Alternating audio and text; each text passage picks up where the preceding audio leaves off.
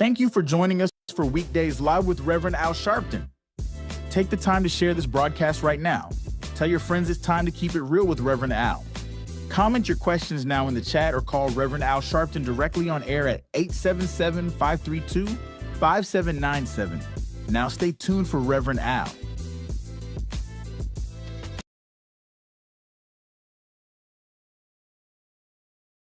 What time it is. It's Al Sharpton's time. And for the next 3 hours, it's time to put aside all pretenses, deception, denial, or fronting. The time has come to keep it real on Keeping It Real with Reverend Al Sharpton. A very good afternoon to you all across the country. And good morning to our West Coast listeners. Welcome on Sirius XM, Channel 126, The Urban View, where talk empowers and becomes action. I'm coming to you live from our National Action Network corporate headquarters in New York. And for the next 3 hours, you can participate in this conversation, and you'll be heard nationwide. In fact, you even heard globally. All you have to do is call us at 1-877-532-5797, 1-877-532-5797. We're also on live stream at www.nationalactionnetwork.net, www.nationalactionnetwork.net. You can go on there and hit the live stream, and you can post a message to me right as we are doing the show, and I'm reading some on the air. I see Mary Goodman already hit me. Hey, from Greenville, South Carolina. Hey, back to you, Mary. Others are coming on. Happiness Donuts. Listening from Wisconsin. Rev would send me some hearts, okay, because I don't eat donuts. And got Georgia Daniel from Toledo, Ohio. So people are coming on live stream. We also are on the YouTube at YouTube/NAN.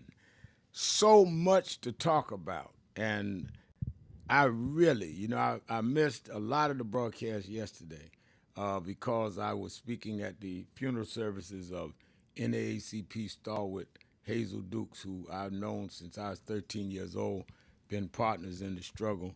And really, I had 2 funerals this week that meant a lot to me. I did the eulogy at Roberta Flack's funeral, who I met when I was 13 as well, when I first was appointed youth director at Operation Breadbasket under Jesse Jackson in New York. And Roberta came supporting the AMP boycott we were doing. As I'm preparing now for our National Action Network convention, and with a boycott we gonna call there. I've been doing boycotts since I was 13 years old and was assigned how to do them in New York. And I met Roberta Flack then. She was a hot artist then. Not long after meeting her, she came out with that album, Quiet Fire, and went to the top. And never stopped supporting the movement, never stopped coming doing Black Expo for Operation Breadbasket, and then when it was Push, and then later from when I started National Action Network, she would come to all our events, host stuff for us. So I was very much in really reflection about where we were then, where we are now as a people. And then Hazel Dukes, who I met around the same time, she was just in the NAACP. She was in Long Island. And I thought about that yesterday. I gave reflections at her funeral. And I thought about, here are 2 women that I've known most of my life, 57 years I've known both of them. and saw in their own ways, one a superstar and the other a super advocate. I think of how, in my opinion, we have progressed and regressed. We've gone forward and then moved backwards. And when we were most active, when we were most staying out each other's way and everybody working their lane, we gained more and we were able to quantify what we were gaining and hold on to some things and move on to the next. When we were played against each other, oh, I'm militant, you moderate. When I'm NACP and you, I'm Panther, I'm young, you old, all of that. That's when in the division that they were able to snatch stuff back from us. So as I'm looking at this, and we're about a little under 3 weeks from National Action Network's convention, as I'm looking at this, they got some of us to fall asleep or turn away in some rationale that I'm voting for Trump because I like his swagger. I'm voting for Trump because Democrats ain't done nothing. Or I'm not voting at all because the Democrats ain't done nothing. And in that confusion, they got just enough that they could win Pennsylvania, where Philly and Pittsburgh alone had enough blacks to turn that around. They could win Wisconsin, where Milwaukee and Racine and others could have turned that around. They ran the tables, and some people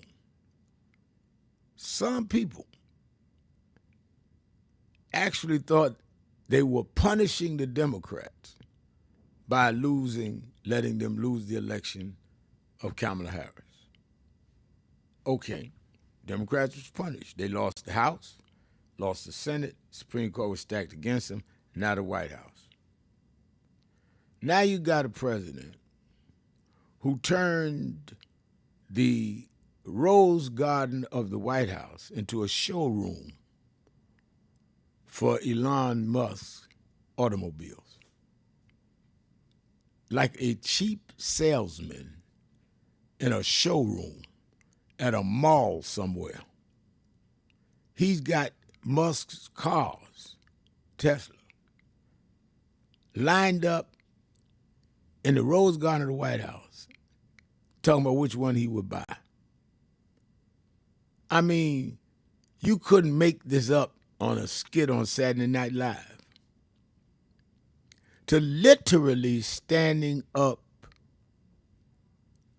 in the grounds of the White House, talking about, I like the red Tesla. Oh, no, I like this one. Oh, let me sit in here and show you. I can't drive. Secret Service don't let me drive. A commercial. And the news station's running this.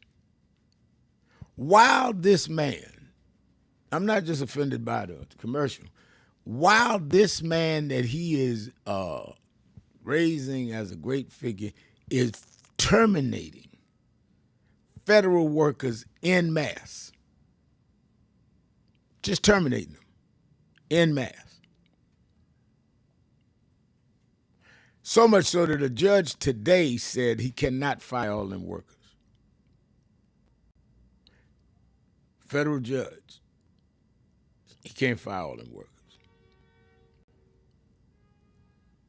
You have McMahon, Secretary of Education, saying my job is to close the Department of Education. Well, why you want to close it? Well, there's too many people incompetent and inefficient. Okay. So you're going to close it and replace them with competent and efficient people? No, let the states decide it. That's what Trump said. Okay. Last time the states decided that was pre-1954 Brown versus Board of Education decision, which says that the states cannot have laws on education that discriminate against people. So what you're really doing is overturning Brown versus the Board of Education.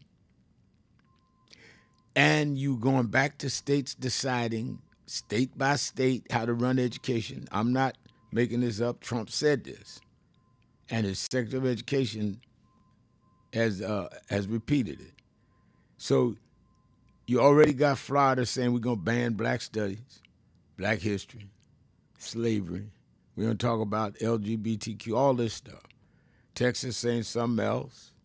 Mississippi saying something else. And before you know it, you'll be back in pre-1954 America because you wanted to punish the Democrats. And now we're told that they're going to put tariffs on Canada and Mexico and China, and it's going to cause an inflation and a recession. And Trump's not even denying that it may cause the recession. Stock market's been going down, eggs has been going up. And this is the guy that said he was going to solve it all on the first day. But you wanted to punish the Democrats. So go to the store and try to buy some eggs and see how many Democrats you punished.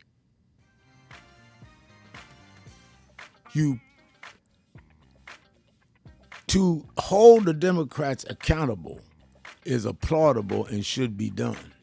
But to engage in political masochism, that's all it is. A masochist. I'm going to hurt myself to hurt you. That's like you getting in a fight with your partner and say, I'm going to cut myself to show you. Pardon me? You showing me what? Your blood? Let's take a break. We'll be right back. Let's talk about it. 1-877-532-5797.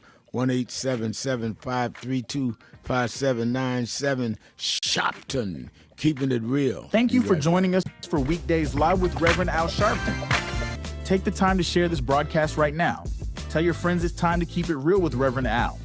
Comment your questions now in the chat or call Reverend Al Sharpton directly on air at 877-532-5797. Now stay tuned for Reverend Al. This is Reverend Al Sharpton. As you watch the broadcast, support National Action Network. Go to www.nationalactionnetwork.net and be involved. You can join, take your membership right online, www.nationalactionnetwork.net. Getting ready to start the program, but we need you to be part of the movement.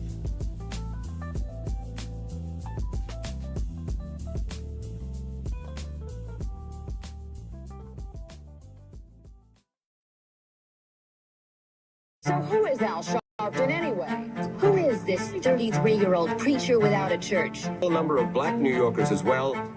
He is little more than a pudgy exhibitionist who can be counted on to show up, bullhorn in hand, at every racial incident.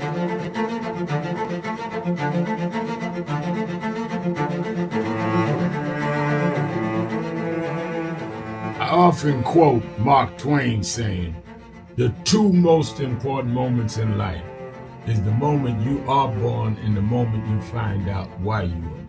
I had a very troubling conversation the other day that prompted me to do this little video. Young man that I've known a while came to me and he was crushed. I mean, really crushed, because people were criticizing his work. He's in the ministry, but he's also an actor. And he said he couldn't understand why people were jumping all over, criticizing him, trying to find scandalous and derogatory things about him. And I told him, I said, you know, you very young. You don't know the road I've traveled. They call me everything but a child of God. A blabbermouth, a loudmouth, too flamboyant, an agitator, a racist, and I had to learn. Yeah, right. I was not defined by how others saw me. I was defined by how I saw myself and whether I was being true to myself. Some of you watching this don't like me. And it doesn't matter as long as I know what I'm doing and I like me for being real. So I'm doing this video to say to you, whoever you are, and whatever you do, you may not be in ministry or social justice, none of this stuff, but don't live your life worried about opposition or people that don't like you. You can turn that around. Use me as an example. The same people that called me a scam artist, a con artist, a sellout, or racial hustler and all, I kept going.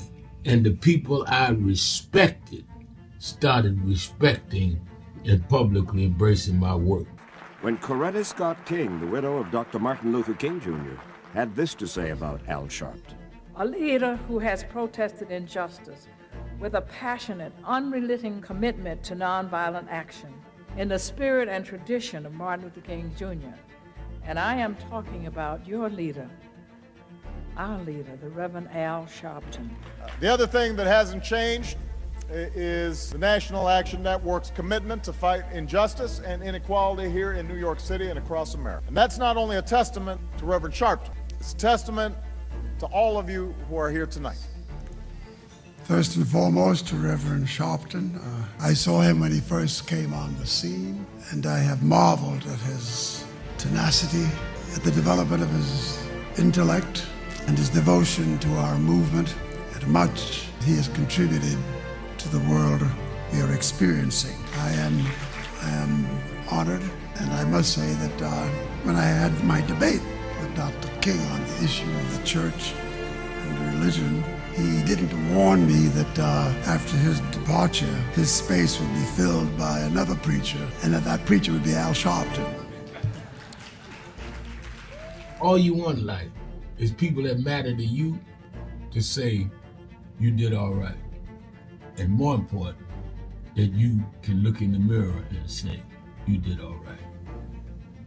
Thank you, Rev. Thanks for that introduction. Look, we've known each other for a long time. I'm grateful not only for your leadership and partnership, but quite frankly, more importantly, for your friendship. And thanks to all of you, members of our nation's most important civil rights organization.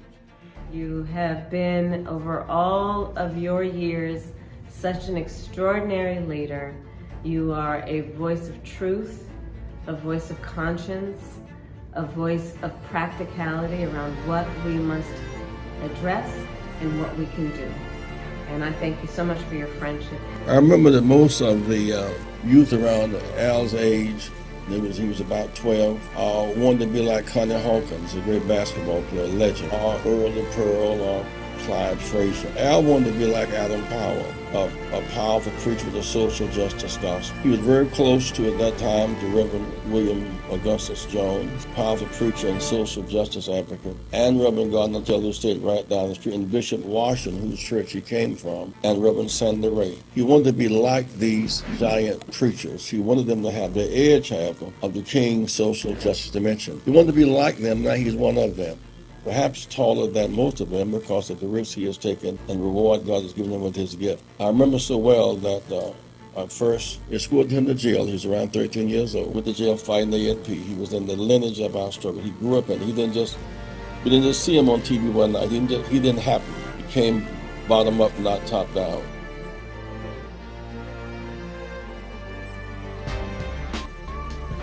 Hi, this is Reverend Al Sharpton. Be ready for the National Action Network's National Convention, April 2nd through the 5th, 2025, in New York at the Sheraton.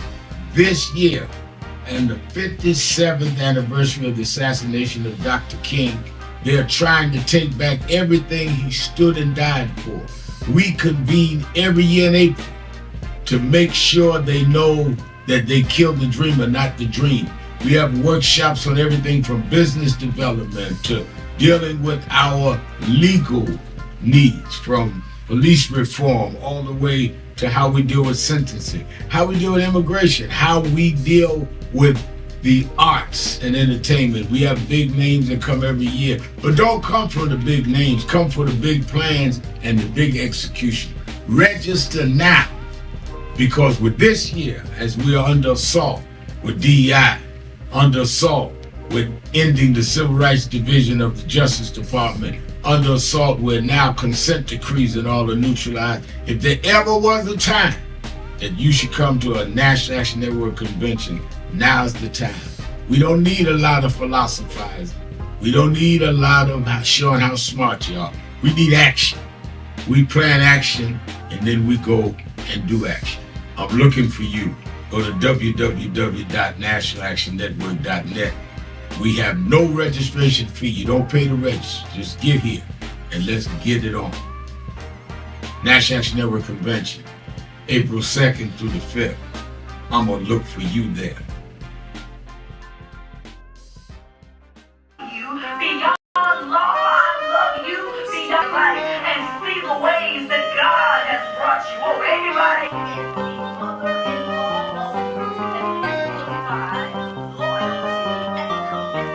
National Action Network Live with 107.5. Dr. Al Sharpton.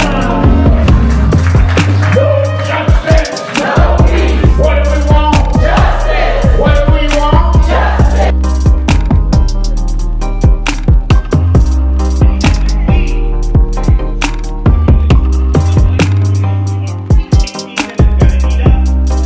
Where you go?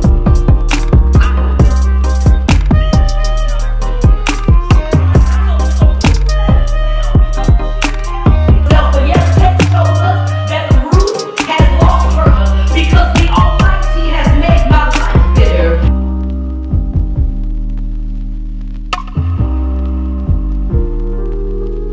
Nation's capital.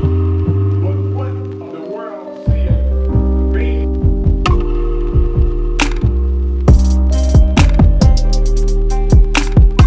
A gift of $500. So God bless you.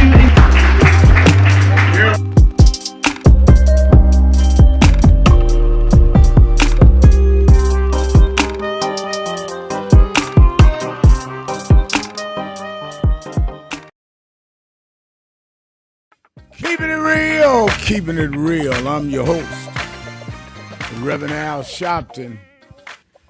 And let me tell you, I just ran down some of the stuff we're facing domestically, not to mention internationally. Zelensky sat down, worked out a ceasefire agreement for 30 days with the United States, even after he was disrespected and slapped around the Oval Office and wouldn't back down. Now they go to Putin, and Putin, I had one person send a message on Norman E. Keating put it this way. He says, this is on our live stream page, sent the message. Putin rejects the agreement. He wants the war to continue and also rejects Ukraine's membership in the UN. Putin aid rejects, and he sends the article on.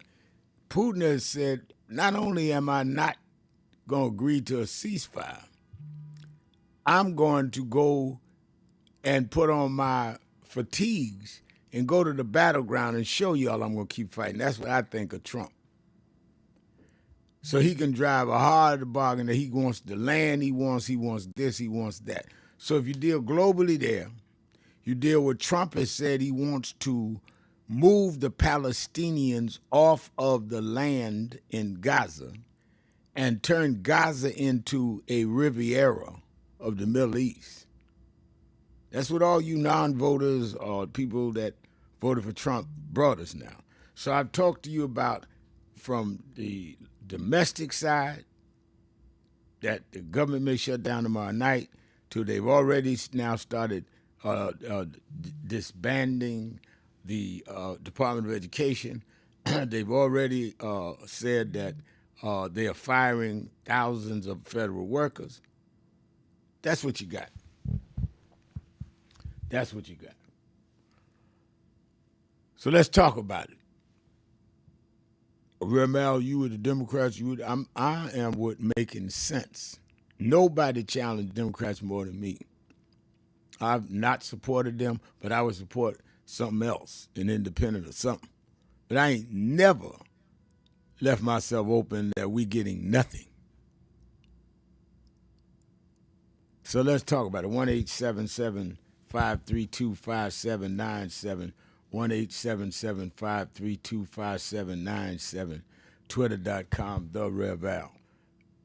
Or go on live stream at www.nationalactionnetwork.net and send a message on our message board there. Or you can go to YouTube/NAN. Let me say by way of announcements that don't forget, and I've been working very hard getting the right senators and the right congressmen and the right mayors on Politics Nation with Al Sharpton, particularly this weekend, if there's a shutdown on the government or not. Don't miss Politics Nation with Al Sharpton, 5 p.m. Saturday and Sunday, 5 p.m. Eastern Time, live both nights. It's not the same show. They don't repeat Saturday's show Sunday. I go in the studio live both nights. So if it's up to the minute, and I've got people that have some sway. People ask me, why don't you have so-and-so and so-and-so of so-and-so college? Because I don't do conspiracy theories. I do facts, and therefore this is what we're going to do about it. Now, I'm not saying some of the professors in our community are not wise, smart, and good, but I don't want to hear theory when they're firing us, when they're upping the price of our food. I want to talk to the people that I can challenge and say, what are y'all going to do about this? So watch Politics Nation. And you that are in the New York, New Jersey, and Connecticut area, meet me or beat me to the Saturday Action Rally. I'll be there Saturday, 9 a.m. to 11 a.m. at the House of Justice in Harlem, 145th Street and Lenox Avenue. 145th and Lenox Avenue. Saturday Action Rally. You that are not in the tri-state area can watch it live on Impact Television. And I tell everybody, the reason when we started National Action Network, 1991, 34 years ago now, that we call it the Action Network, is I try to give a little historical context and then say this is the action plan. We started for action. Now, there are some people that are academicians, and they're good. You ought to listen to them and hear them. There are some people that are good with theories, and you ought to hear them. But I'm about action. I don't care how smart you are, how much you know what happened in thousands of years ago. If it does not end with, and therefore we're going to do this about it, it means nothing. And we have too many activists out here that are not active. We have too many people out here talking about whereas and never get to therefore. Whereas we were the people that did this, that, and the other. Yes, we are the people. Now, why are we in the condition we're in now, and what we're going to do about it? I want to have that discussion. That's what I do every Saturday morning. Whereas they are taking DEI just like they did 150 years ago with so-and-so. And did you know? Yeah, I know all that. Now, what are we going to do about it? Who are we going to make an example out of? So talking about example, that's why you should be at National Action Network's convention this year. We are less than 3 weeks away, April 2nd through the 5th, and it's free. We have a whole, unquestionable amount of people coming that is going to be speaking and telling us what action they're going to engage in and action that they want us to engage in nationally. Everybody from Attorney Ben Crump to Dr. Michael Eric Dyson and Stacey Abrams and more and more. We having, as I said, District Attorney Alvin Bragg, who convicted Trump of the 34 felonies. We're going to have Tish James. We're going to have Hakeem Jeffries, who should be the speaker. All free. And I'm going to be releasing the schedule tomorrow. I believe it'll be ready. But you can register right now. A few thousand have already registered. Go to www.nationalactionnetwork.net, www.nationalactionnetwork.net, or call the toll-free number right now, 1-877-626. I'm sorry, 1-877-626-4651. 1-877-626-4651. And we're gonna leave there with an action agenda. I think we ought to pinpoint a company, put them on notice, be ready to boycott them, and not know just one day or a few days, but until we have them comply with what we come before the convention and say, we want to know these things as it relates to our community. Well, Ramal, we can't give race figures no more. Trump has given an executive order against that. Okay, then fine. Then we won't buy your product, and we'll call your name and we'll crusade all over the country on it until you comply. Just that simple. We're going to choose a company, stay right on them. It took a year for them to win the Montgomery bus boycott. I like when this man named Schwartz, I think is his name, started the one-day thing last week and said that we were with it, and I didn't contradict it. Y'all go with it. I like he did that, and now that some of the ministers in Georgia are doing Reverend Jamal Bryant, who I love, 40-day Lent during the Easter on the department store, on Target. I like that. But I'm going to pick one of these national companies and challenge them, put them on notice at the convention. And if they won't come forward, they say we can't. Donald Trump says it's against the law for us to give racial figures, good. Then we'll go into court and we will stop buying your product. I'm just waiting on our National Action Network Commission to tell me which companies are the most guilty. We'll be dealing with that at the convention. So go to 1-877-626-4651, 1-877-626-4651, or go online to www.nationalactionnetwork and sign up for the convention. You do 1 day, 2 days, 3 days, whatever you're going to do, I'm going to be looking for you. Let's take a break. I'm coming right back, going to the phones and reading some of your messages on live stream. Keeping it real. Sharpton. Be right back.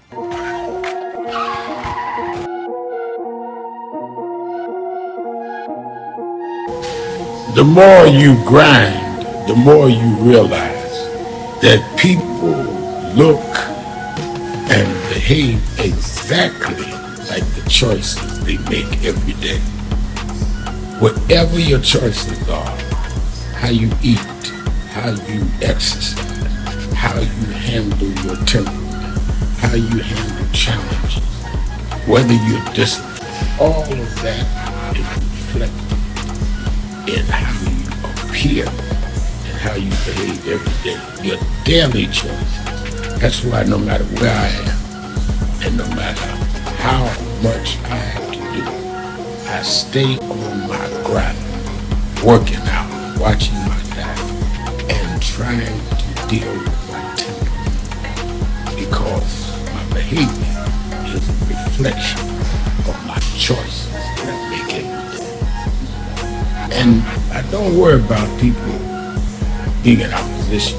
People that oppose you are the ones that believe in your power and your potential more than anything.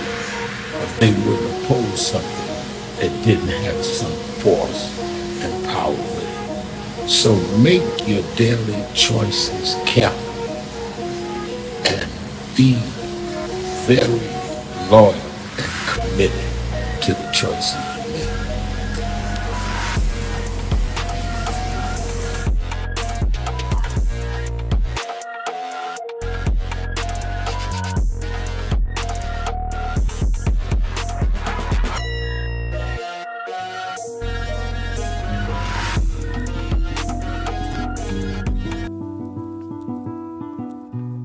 I had a thought this morning that I wanted to share with you about mentorship. I am able to do a lot of what I do because I had great mentors, but there are correct ways and incorrect ways to mentor people, in my opinion. I was mentored as a boy preacher by Bishop F.D. Washington, one of the great Pentecostal preachers of his time. Then Reverend William Jones became my pastor after Bishop Washington died, who was unquestionably in the top 5 black church ministers, theologians. Reverend Jesse Jackson, who I started my activism under his leadership, he and Reverend Jones. And I learned politics directly as a youth director from Shirley Chisholm. So even though I didn't finish college, I had the most unique education in the world from being exposed to giants. But the one thing I learned is as I grew older and people started coming younger than me and wanted me to teach and mentor them, the magic of the mentors I had is they did not want me to be their clone. They wanted me to learn things from them and use my own gifts and talents in my own unique way and let me do things on my own, because they knew that if I flopped in some things, it would teach me for the other things. They'll come and help me once I was down, but they were not going to have me avoid being down. And they were not going to impose themselves on me. Why am I saying that? Because too many mentors want clones. And too many mentees want their mentors to put them on a pedestal. Oh, so-and-so didn't do this for me. Oh, so-and-so didn't open doors for me. If they got to open doors for you, it may mean that they knew you weren't ready to go through those doors. Their job is to prepare you. Your job is to develop your own skills, your own unique ways. And I don't care if it's my daughters, who both have come into their own, or anyone else. I'm not a talent agent. I did not form National Action Network to give people their step up. I formed it to fight for justice for everybody. If talented people get in, it's my job to invest and give them a platform. It's their job to get on the platform and perform and show their ability. Sitting with me today in the office as I talk about it is one of my mentees, Reverend Stephen Marshall. Now, Stephen, you just came around us when you were how old? 11 years old. 11 years old. You just turned 40 and now you're called to the ministry? Yes, sir. And what do you do in National Action Network? I formulate policies, lead in various regions, but most importantly, I senior advisor to you on all things from social justice strategies, politics, intergovernmental affairs, you name it, community organizing, all of that stuff. And I could go through scores of others. My daughter started Huddle. They got Huddles now, which is for young people to meet once a week all over the country. I just saw the video from the Las Vegas National Action Network chapter. Now, when you decided to preach, did I ever tell you to become a preacher? Not one time. Who called you to preach? The Lord. All right. And did I say go to this school or that school? No, sir. Did I open this door, that door? Did I tell you be ready when the doors open? Always be ready and prepared. And that's what I'm saying. Get you some young people than you that you can help along the way. But don't be their talent agent. Their talent must speak for themselves. And anybody that grumbles with you about so-and-so didn't do something for them, maybe it's because they didn't feel you were ready, or that they felt if they did it, you wouldn't do it on your own. But we all don't live forever. I want the next generation to speak of me, of National Action Network, and others, the way I speak of Reverend Jones and Bishop Washington and Shirley Chisholm and Reverend Jackson. But I just don't want young people to feel that somebody ought to give them the reins of leadership or give them the reins of business or whatever it is you're in. You need to learn from their journey, get the pearls of wisdom from them, but don't have them do for you, because then it means you can't do it for yourself.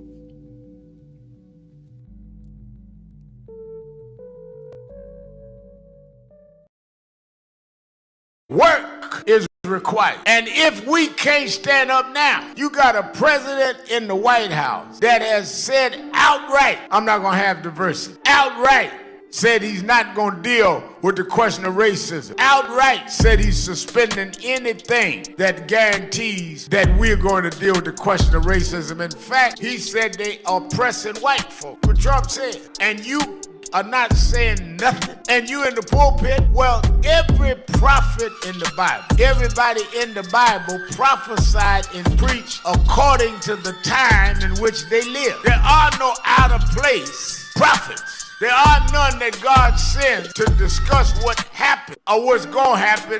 He uses them to happen right there. Moses didn't preach about Abraham. He got the strength from the lineage of Abraham to lead the Exodus. What will they say? Board at our live stream page. Let's start with Deborah. Deborah in Philadelphia, Pennsylvania. Good afternoon, Al Sharpton. Good afternoon.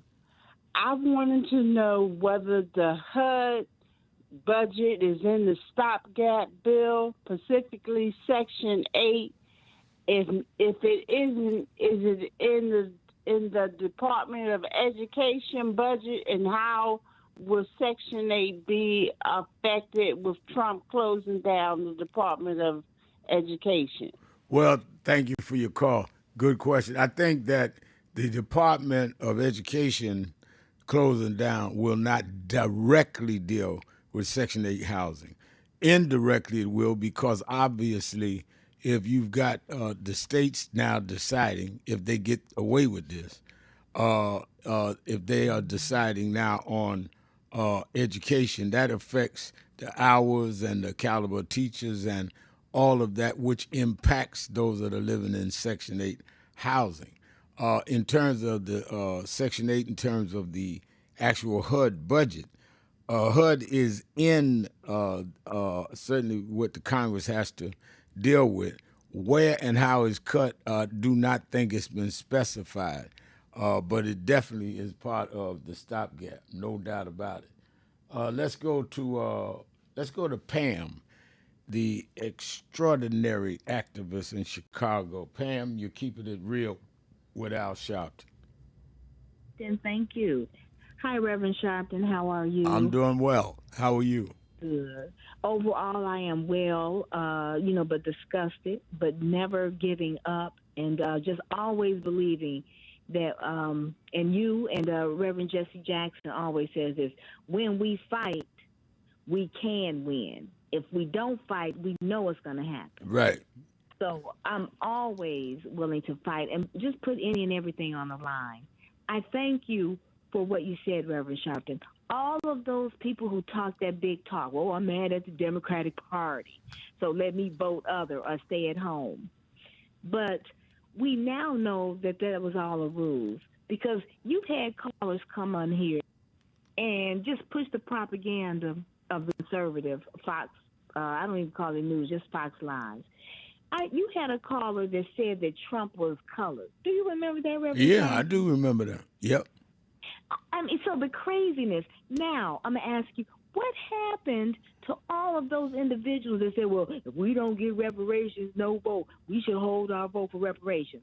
And then the sexual abuser and the Nazi saluter, they come around and talk about reparations for white people and how they wanted to give the land back to the white owners in South Africa. No, wait a minute. Wait, just hold it right there, Pam. I want you to make that point slowly. Sure. You are not being facetious. Donald Trump said verbatim that white people should be getting reparations and that white people have been biased against. All of you that said Kamala Harris and them should be out there talking about reparations for black folks have not opened your mouth. Call me now. I wish we'd saved some of them callers' numbers so I could call them on the air and tell them, get from under that bed. I found you. Because this is ridiculous. You hit a real good point there, Pam. Go ahead and finish. I had to interrupt that because I remember 2 or 3 of them calls. They must have been paid to call because I haven't heard from them since Trump got sworn in. I appreciate it. Thank you, because they've called here in Chicago, too.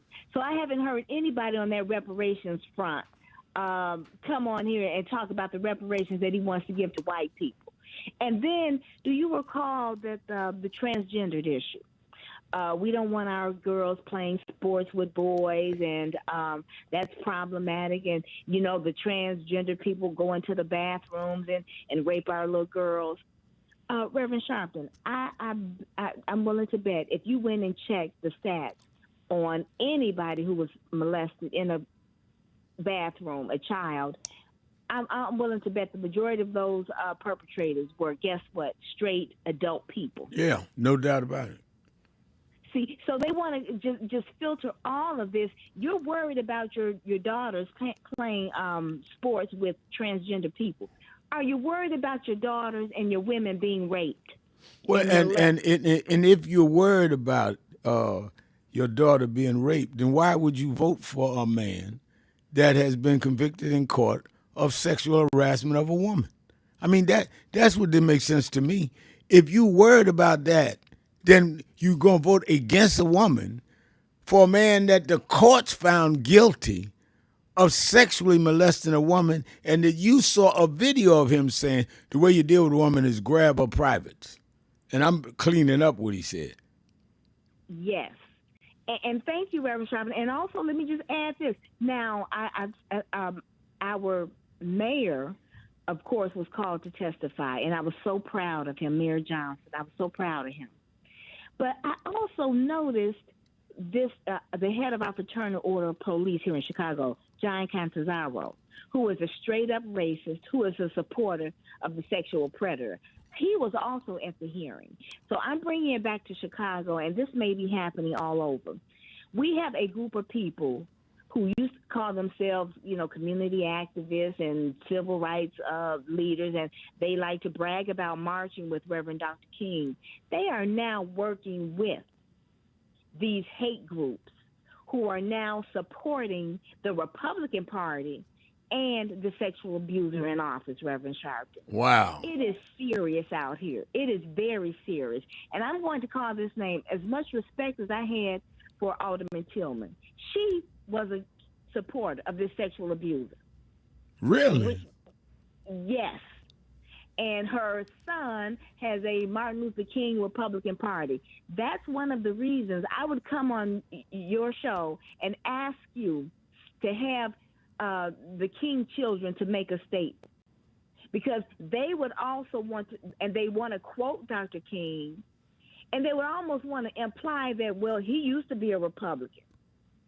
And if that is indeed the case, he certainly wouldn't be a supporter of this administration. No. That is trying to run a coup.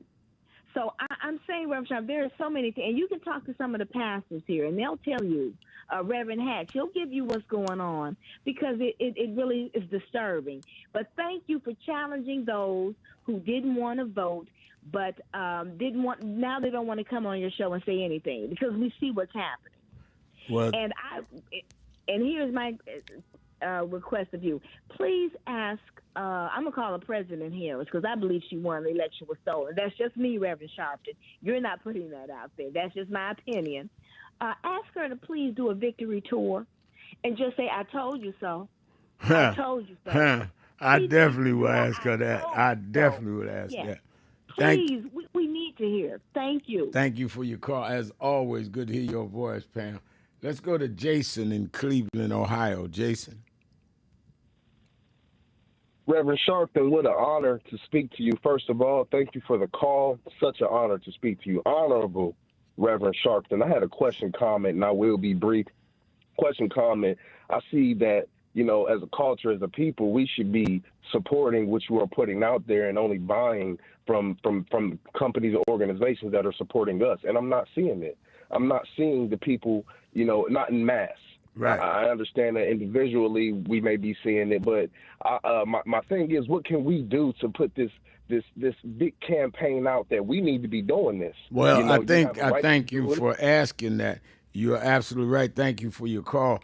That is why we're going to fine-tune it at NAN's convention and identify one company at a time, give them our demands, give them the time period they got to answer, and then we do national campaign all over this country. Don't buy that product. I'm going to give them the chance, and I'm not talking about forever and ever. I'm talking about a week or two. Answer these questions. I'm going to notify everybody at the convention that this is what the commission has come up for. We want to zero in on this company. And then if they, in the next whatever period of time they give, 2-3 weeks, do not come with the response or come ducking with, we can't answer that because Trump won't let us analyze race, then fine. Now we call boycott till you do, till you answer our question. You can't answer our questions on how many black contractors you're using, blacks in the C-suite, black advertisement. You can't answer all of that stuff? Fine. We can't answer. You want specific dollars, but you want to generalize what you're doing in our community? No, that's not going to work. And that's the only way. People talk about, well, you know, they're making laws against diversity. They had laws against integration till they closed down the Montgomery bus boycott. I mean, have we forgot who we are? We are the children of the people that in the capital of the Confederacy made them change the laws. Now all of a sudden, you got some con man off Fifth Avenue and some South African car dealer that done spooked you out of who you are. Let's take a break.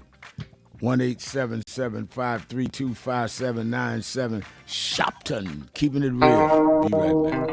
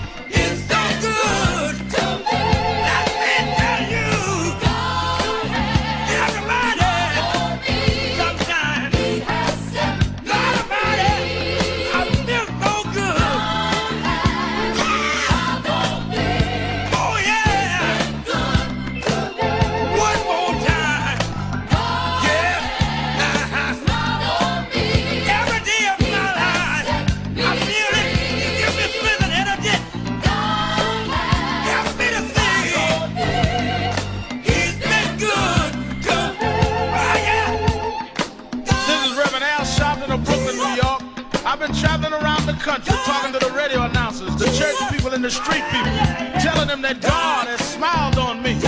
God has smiled on you if you got breath in your body. If He woke you up this morning and started you on your way. But I want to tell you some stories of people that God smiled on. We know the story of Dr. Martin Luther King, how he started way back in Montgomery, Alabama in 1955, trying just to get dignity, trying to get respect. And he went all the way to the mountaintop. But he didn't forget about the brothers in the valley. He didn't forget about those trapped in the alley. And I hear Brother Martin King say, God has smiled on me. He's been good to me. Let me tell you, God has smiled on me. It's been so good to me. Then I see as Dr. King went on, another man stepped into the forefront by the name of John F. Kennedy, who rose up and said, let's not stand back. Let's not wait for a handout. Let's wait for a way out. He said, ask not what your country can do for you, but what you can do for your country. He said, don't us gravel and don't us moan, because God does smile on us. Let me say it. God has smiled on me. He has set me free. Let me say it. God has smiled on me. One more time. I want to say this song. I'll say God has smiled on me. He has set me free. Pick it up. God has smiled on me. I feel it.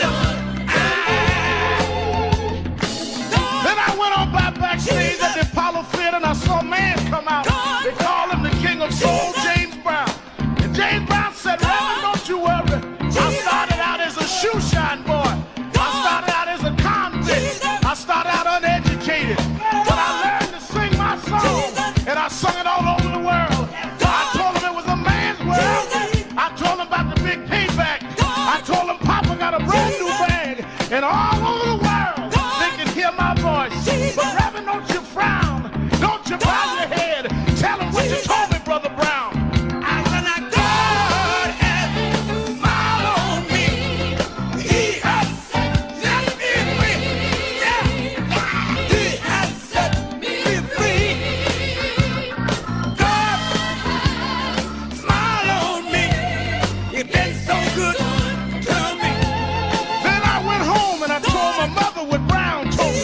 And she said, son, even though we don't have much, we don't need relief. All we need is belief.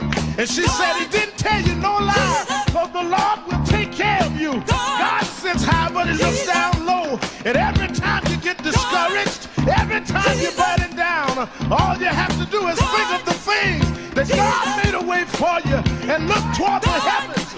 Lift your eyes to the hills and say, God, God, God, don't smile on me. Now then, the God has smiled on me. He has set me free. God has smiled on me. That has been so good to me. Yes, he has.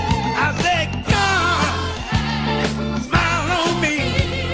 He has set me free. And I know all over the country, smile on we need jobs.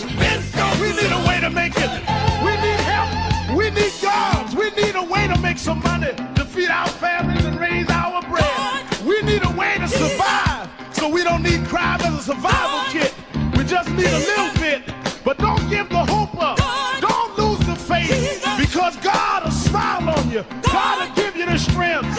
God will make a way for you. Adam Craig Powell said, keep the faith. Keep the faith, baby.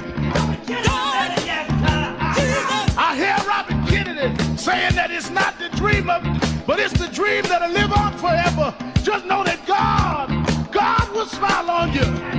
Dr. King had a dream. Dr. King said, I went to the mountaintop, but I didn't stop there. I looked over and saw the promised land. I hear Brother Malcolm saying, don't sit on the stoop. Stand up and be a man. Respect yourself. Be somebody. Then I hear the brothers in the Hispanic community say, I'm going to stand up and be a man. I'm going to do the best I can. I had a reaper say, I don't care what time you come home, but just give me some respect when you get there. Now God has smiled on me. He has set me free. God smiled on me. It's been so good to me. Sit down. And as we move on in history, let us remember that if we look to God, God has the answer to all of our problems. God is still the same God he was years ago, and we can still make it. We can still hold on like Frederick Douglass did. We can still keep him on like Martin Luther King did. We can still ride on the way everyone that made it did. They didn't have much, but they had a whole lot of faith. They didn't have money, but they had a lot of determination. We know that God will look out for his children, that God will make a way out of no way. If you just keep the faith and refuse to lose, and God will make a way, because God's children don't have color. God's children just have will. And I can still hear somewhere in my mind James Brown say, God has smiled on me. He has set me free. Let me sing here.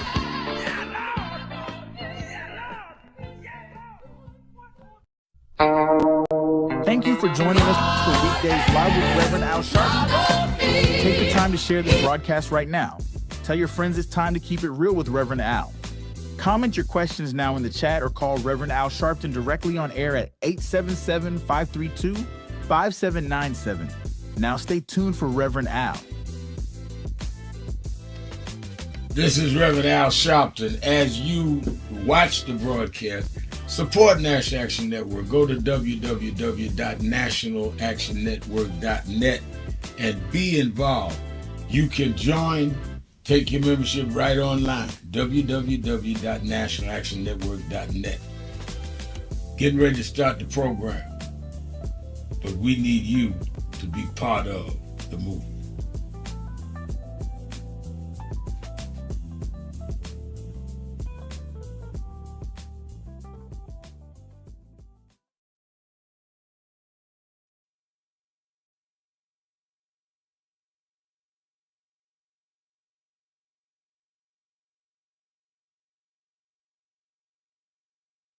No justice, no justice, no justice. What do we want? What do we want?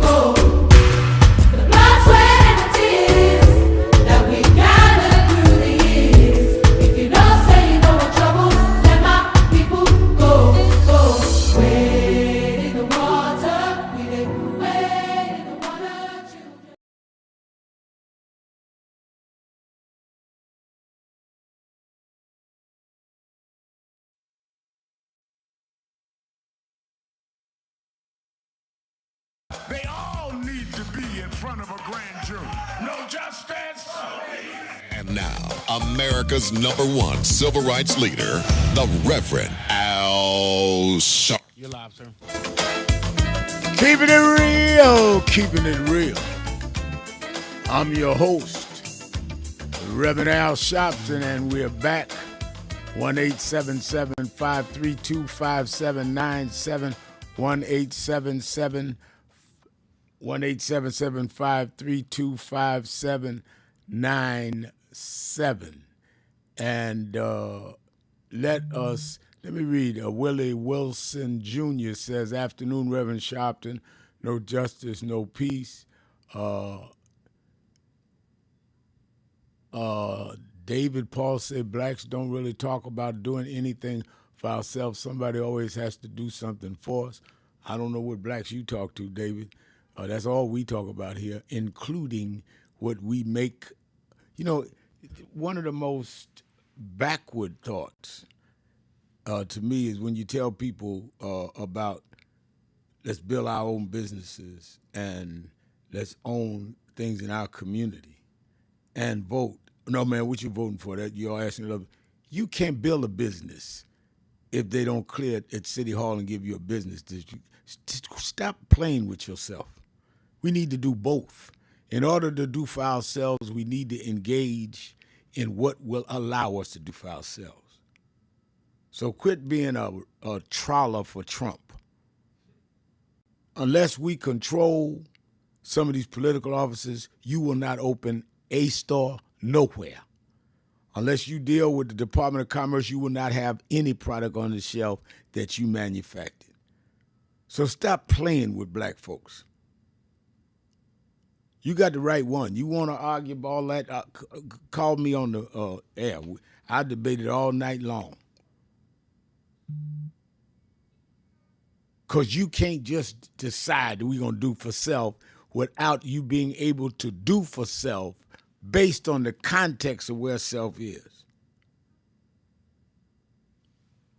Let's go to the phones. Let me go to Rodney, the mayor of Queensbridge Houses. Mayor Rodney Jones. You're keeping it real with Al Sharpton. Good afternoon, my shepherd. How are you? I'm doing very well. How are you doing? Oh, man, I was in attendance on Monday at Abyssinian for Miss Roberta Flack. Oh, you were? Okay, great. Yes, sir. I was there at AME Zion yesterday. Great. You know, you went to both. When you give the order, I'm there. You know what I'm saying? So I represented, man. You know, you always do your job and you lay it down, and you know, it's just awesome. To them two queens that you spoke about. You know, it was I couldn't. Oh man, awesome. But Rev, I just want to get to this one subject about the families in Altadena, right? Where is it at as far as do they have there's a lawsuit pending or with State Farm or whatever? Because State Farm, right, during the NFL season, State Farm showed their commercials, right? And they they have a guy named Jake who's a black dude who works for State Farm. And they use they was using Patrick Mahomes. Now that he's not the Super Bowl champion, it's Jalen Hurts. So what I'm saying, like the NFL always been showing these commercials. As long as they haven't settled with these black homeowners, State Farm need to be like boycotted. NFL shouldn't be using our black athletes in their commercials. And you ain't gonna take care of these people. These people need restitution. They need restitution. What State Farm does is it's criminal. Yeah, it is criminal. I remember my mom passed away. She had John Hancock. We all had John Hancock when we was growing up. When she died, she missed maybe one payment. They didn't honor her stuff. We had to come out of pocket and pay for my mom's funeral, yo. This is what these insurance companies be doing, Rev. And it's egregious and it's outrageous, Rev. So I don't know what's the status at with the family. I know that the lawsuit has been filed. Some of them are represented by Ben Crump, and I'm sure he'll report on that at Nan's convention. and some of them are coming to the convention from Altadena. And as you know, I went out there. And some of them are represented by other groups, and I've invited all the groups to come so we get a full report. I do not know which insurance company they were dealing with, but we'll get all of that at the convention. But you raised an excellent point. And when I was out there during the memorial service for the 3 blacks that died and the insurance stuff being handled by the lawyers, I'm telling you, I've never seen. I've been to Goma, Zaire, to go into Rwanda when they had the disasters there in '94. I went to Haiti several times. I've never seen nothing as bad as I saw out there. And and people just turn to the next issue. Trump is just got everybody so reaction to him. People have got all about these people out there that are victims. That's why I said. Right. That's why I brought it up, Rev. Thank you so much for updating me on the. Love you, Rev. I love you, my chef. I love you. Thank you for your call. Let me go to Ray in Cincinnati, Ohio. The Buzz, Ray. Yes, sir, Rev. Thanks for taking my call. Rev, before I ask you this question, let me say this, and this is just my opinion. I think Trump is compromised by Russia, and I'll leave it there. But you had mentioned when you started your show this morning, you laid it out how the Democrats, they're people, voters are like, well, we're going to punish the Democrats and all like that. Rev, you laid it out fine, but I don't think there's not enough pressure put on the House and the Senate. Right. They're allowing him to do, what he can do, what he's doing. Threaten a primary, a Republican when it's the voters that put those Republicans in there. You have 219 or so members of the House, and you have 53 Republican members of the Senate, as if everyone will lose their job if all Trump and Musk has to do is say, I'm going to primary you. I mean, that's ridiculous, Rev. But, here's my question to you. With Trump not acting in the best interest of America and the things that he's doing and how he's handling this Ukraine war and turning allies against the United States and eliminating federal jobs, I asked earlier this week, late last week, Rev, have you ever heard of any president eliminating hundreds of thousands of jobs? And you said no. But after everything I just mentioned, if the Democrats come back and take the House, with everything Trump has done, are those impeachable offenses? I don't know. I don't want to say something I don't know. I don't know if they're impeachable offenses. I think that clearly the Democrats can take the House back and revert some of his orders by passing legislation. But I do not know if they're impeachable offenses. I tell you, this is Attorney Jennifer Jones Austin will be on in a minute. I'll ask her. That's a good question. Okay, I'll listen. All Thanks, right. Rev. Thank you for your call. Let's go to Leon in Dallas, Texas. Leon. Good afternoon, Reverend Al. Good afternoon. Yeah, excuse me. First thing I wanted to ask was, did you get those 3 books that I left for you when you were in Dallas? I think we have them. I haven't read them, but we do have them. Because when you called me the other week and asked me about them, I asked my traveling staff, and we do have them. And I'm finishing about 4 books now, and that's right behind it. I'll read them. I keep a stack of books. I read a stack. I'm glad you thought enough to bring them, and I'm going to read them. I promise. Okay. Yeah, something to do on the plane when you're not asleep. Yeah. But you said something real profound, and I think the best person I've heard put it was Roosevelt when he said the biggest fear is fear itself. Mm-hmm. And when you were mentioning that we're hesitant to try to fight for our rights. Mm-hmm. And we have less obstacles now than they did when they went across the Edmund Press Bridge, or when they had, King wrote the letter from the jail, and we should be more eager to fight now. And the only reason we have more is because they did that. With the plan you talking about, Black Business Development, you sent us, and I mean, they had Reverend Leon Sullivan built a whole Freedom Plaza in Philadelphia 50 years ago. So they look at you like you a visionary. What was he talking about?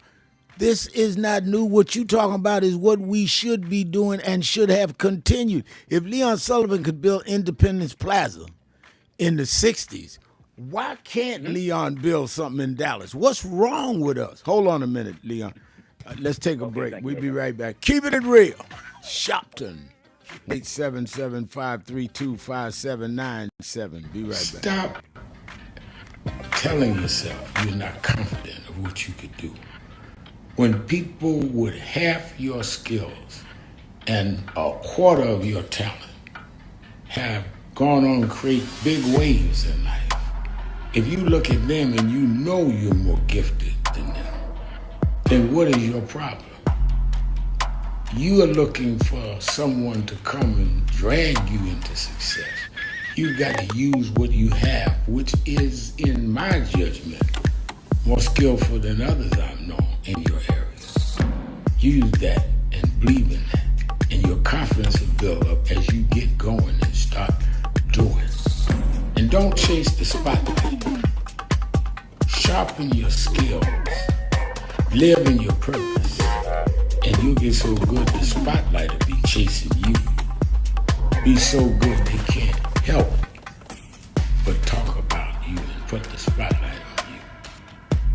You don't get your energy from chasing the spotlight. You get your energy by chasing your purpose. The spotlight and other adulation will come with it. Have a great day.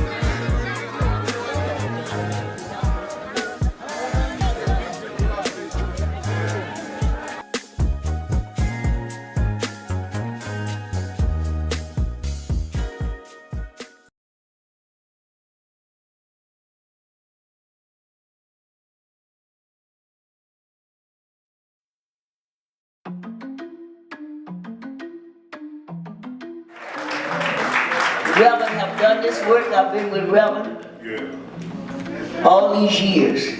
Over 47 years, children. That's right. Every time Reverend went to jail, I went to jail. That's right. Right here in this very hall, we decided we was gonna tie up. New Jersey, New York, I sat in the tunnel. Me and Carl Bragg, 32 BJ, got arrested. Me and Reverend, and they put me in there, brought me a bologna sandwich about 6:30. I started beating on the wall. I wanted to eat something. So then we got Kelly and they said, put Dukes and Sharpton out of here.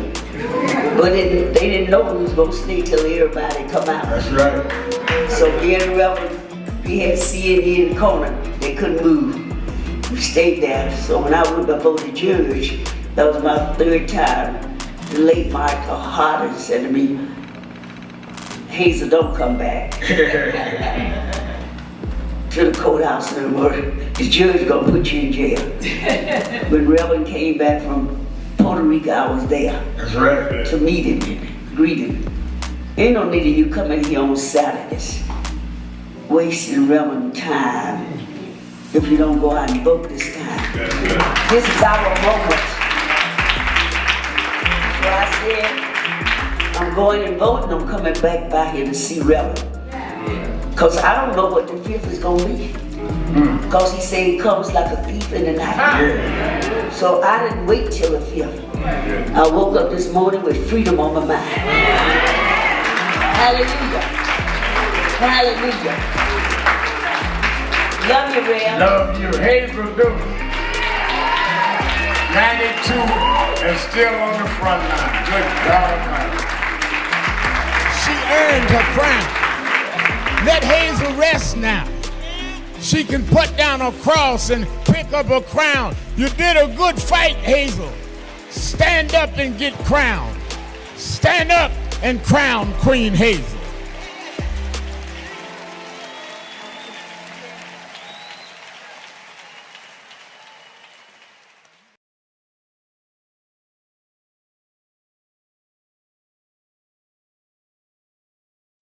No justice. No justice. No justice. What do we want? What do we want? We are the sons and the daughters. We gotta stand up and make it loud. Just like our God told the Pharaoh, let my people go, go. We are a new generation from the ones who have come before. He's calling us into freedom. Let my people go, go. We gonna shine and shade. Give me a papa God rain, make the heavens. If you don't say you know what trouble, let my people go, go. The blood, sweat, and the tears that we gathered through the years. If you don't say you know what trouble, let my people go, go. Wade in the water, we did wade in the water, children.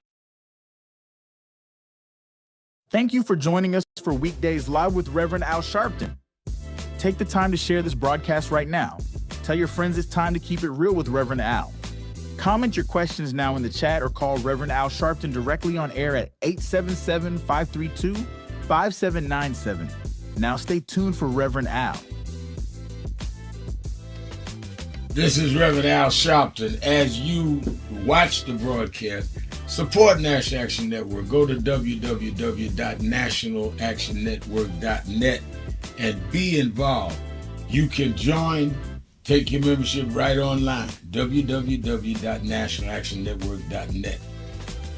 Getting ready to start the program, but we need you to be part of the movement.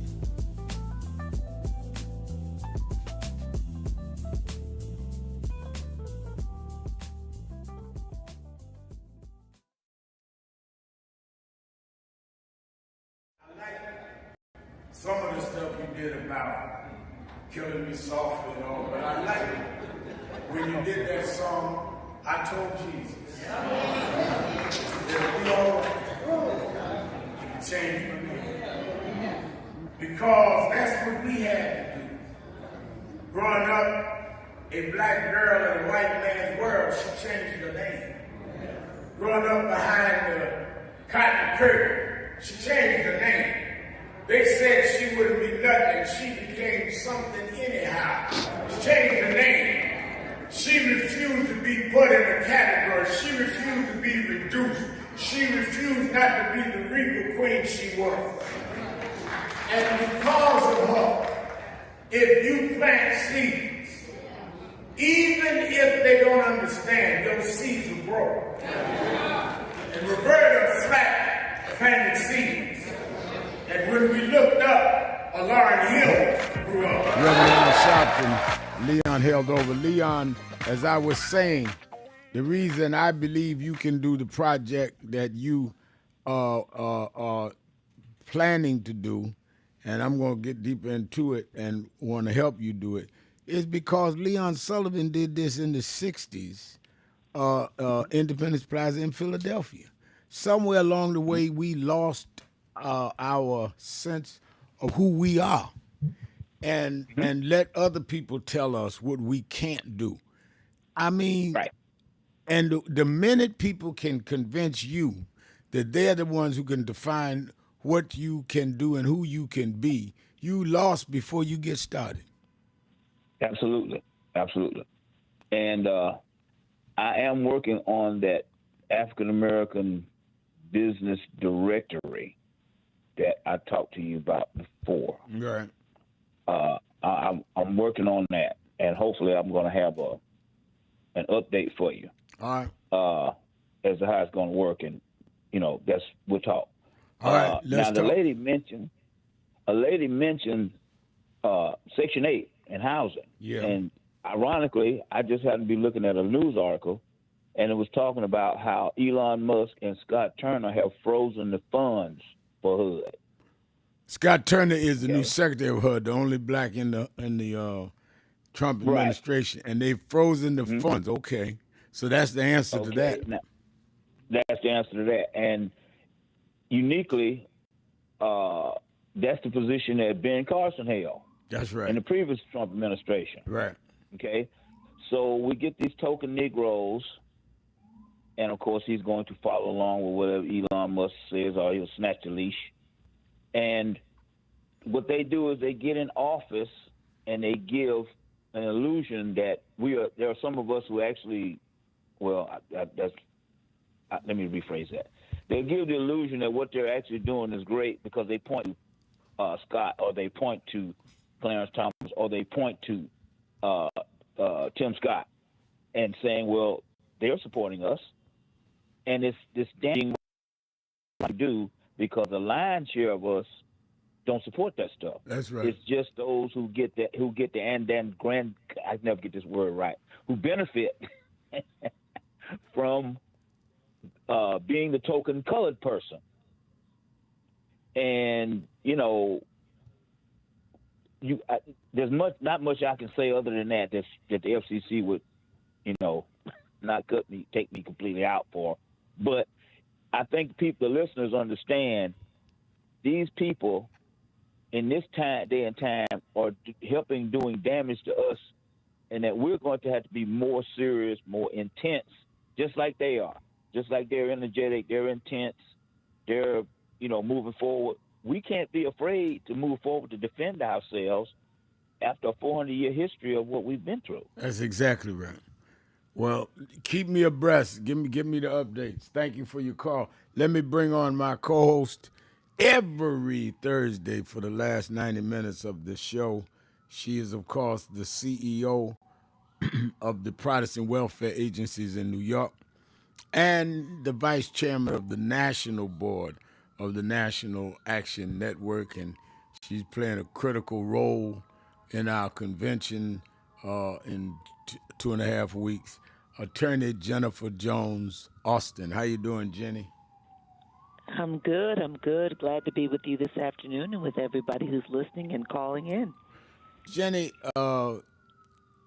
President Trump and co-president Musk has brought us to the brink of with their Republican operatives, that are elected to the Senate and the Congress have brought us to the brink of a government shutdown. Explain, you're the policy wonk of this show. Explain to the people what a government shutdown would mean to us specifically for most of the black community, because what impacts the whole country is one thing, and then there are more injurious things that affect us. Break down what this shutdown means, because you got people talking about, well, they talking about the shutdown, I don't need to watch that. Yeah, you do. Oh, absolutely. So what happens in a government shutdown, let's first begin by appreciating that a government shutdown results when the Congress has not passed measures that allow for continued spending of the government's resources. So essentially, you have the Congress has to create a budget. It has to be approved by both the Senate and the House, and then it has to be signed off by the President. And then you've got spending attendant to that, appropriations for everything from schools and Department of Education and Title I funding to funding for infrastructure repairs to Social Security.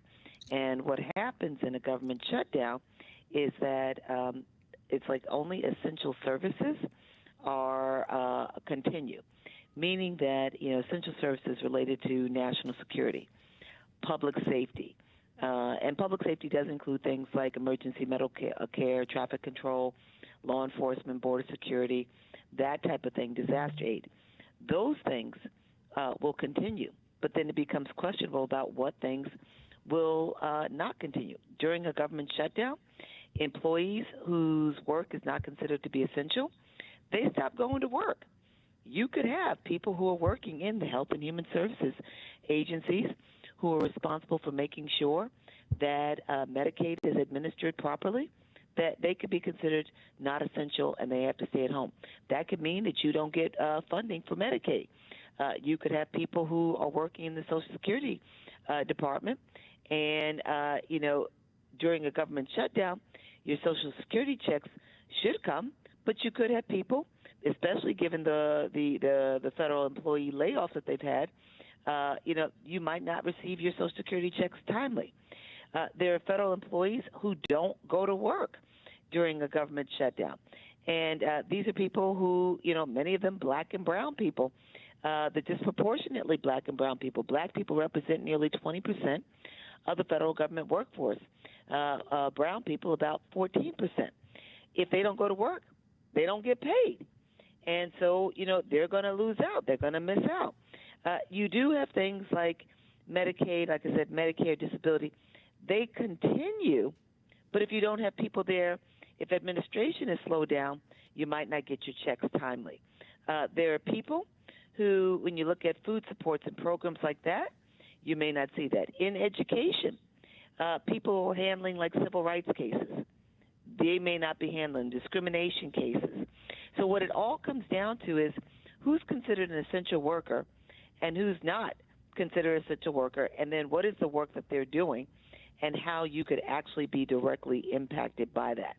You could see, like I just said, like if you had a situation where thousands of employees have already been let go, then you're just going to see a further slowdown in critical services that may be coming to your community. Food inspections, we talk about food and we talk about food supports and things like that. People who do food inspections make sure that the food that we're eating is not, is not contaminated. They are furloughed during a government shutdown, which means that, food would be slowed down, prices might go up, or we just might see that, food that's coming through, that shouldn't be coming through, actually gets through. So there's a direct impact, and then there's a slowdown impact. It's problematic, hugely. And it's being controlled by some of the players on the stage, starting with Donald Trump. Let's take a break. We'll be right back, going to the phones and reading some of your messages on the live stream message page. Keeping it real. Sharpton, Jones, Austin. Be right back. Keep it real. Hi, this is Reverend Al Sharpton. Be ready for the National Action Network's National Convention, April 2nd through the 5th, 2025, in New York at the Sheraton. This year, and the 57th anniversary of the assassination of Dr. King, they're trying to take back everything he stood and died for. We convene every year in April to make sure they know that they killed the dreamer, not the dream. We have workshops on everything from business development to dealing with our legal needs, from police reform all the way to how we deal with sentencing, how we deal with immigration, how we deal with the arts and entertainment. We have big names that come every year, but don't come for the big names, come for the big plans and the big execution. Register now, because with this year, as we are under assault with DEI, under assault with ending the Civil Rights Division of the Justice Department, under assault with now consent decrees and all are neutralized. If there ever was a time that you should come to a National Action Network convention, now's the time. We don't need a lot of philosophizing. We don't need a lot of showing how smart you are. We need action. We plan action and then we go and do action. I'm looking for you. Go to www.nationalactionnetwork.net. We have no registration fee. You don't pay to register. Just get here and let's get it on. National Action Network Convention, April 2nd through the 5th. I'm going to look for you there. So who is Al Sharpton anyway? Who is this 33-year-old preacher without a church? A number of black New Yorkers as well.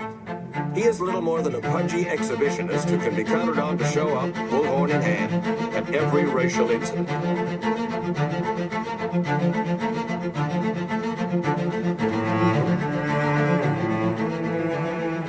I often quote Mark Twain saying, the two most important moments in life is the moment you are born and the moment you find out why you were born.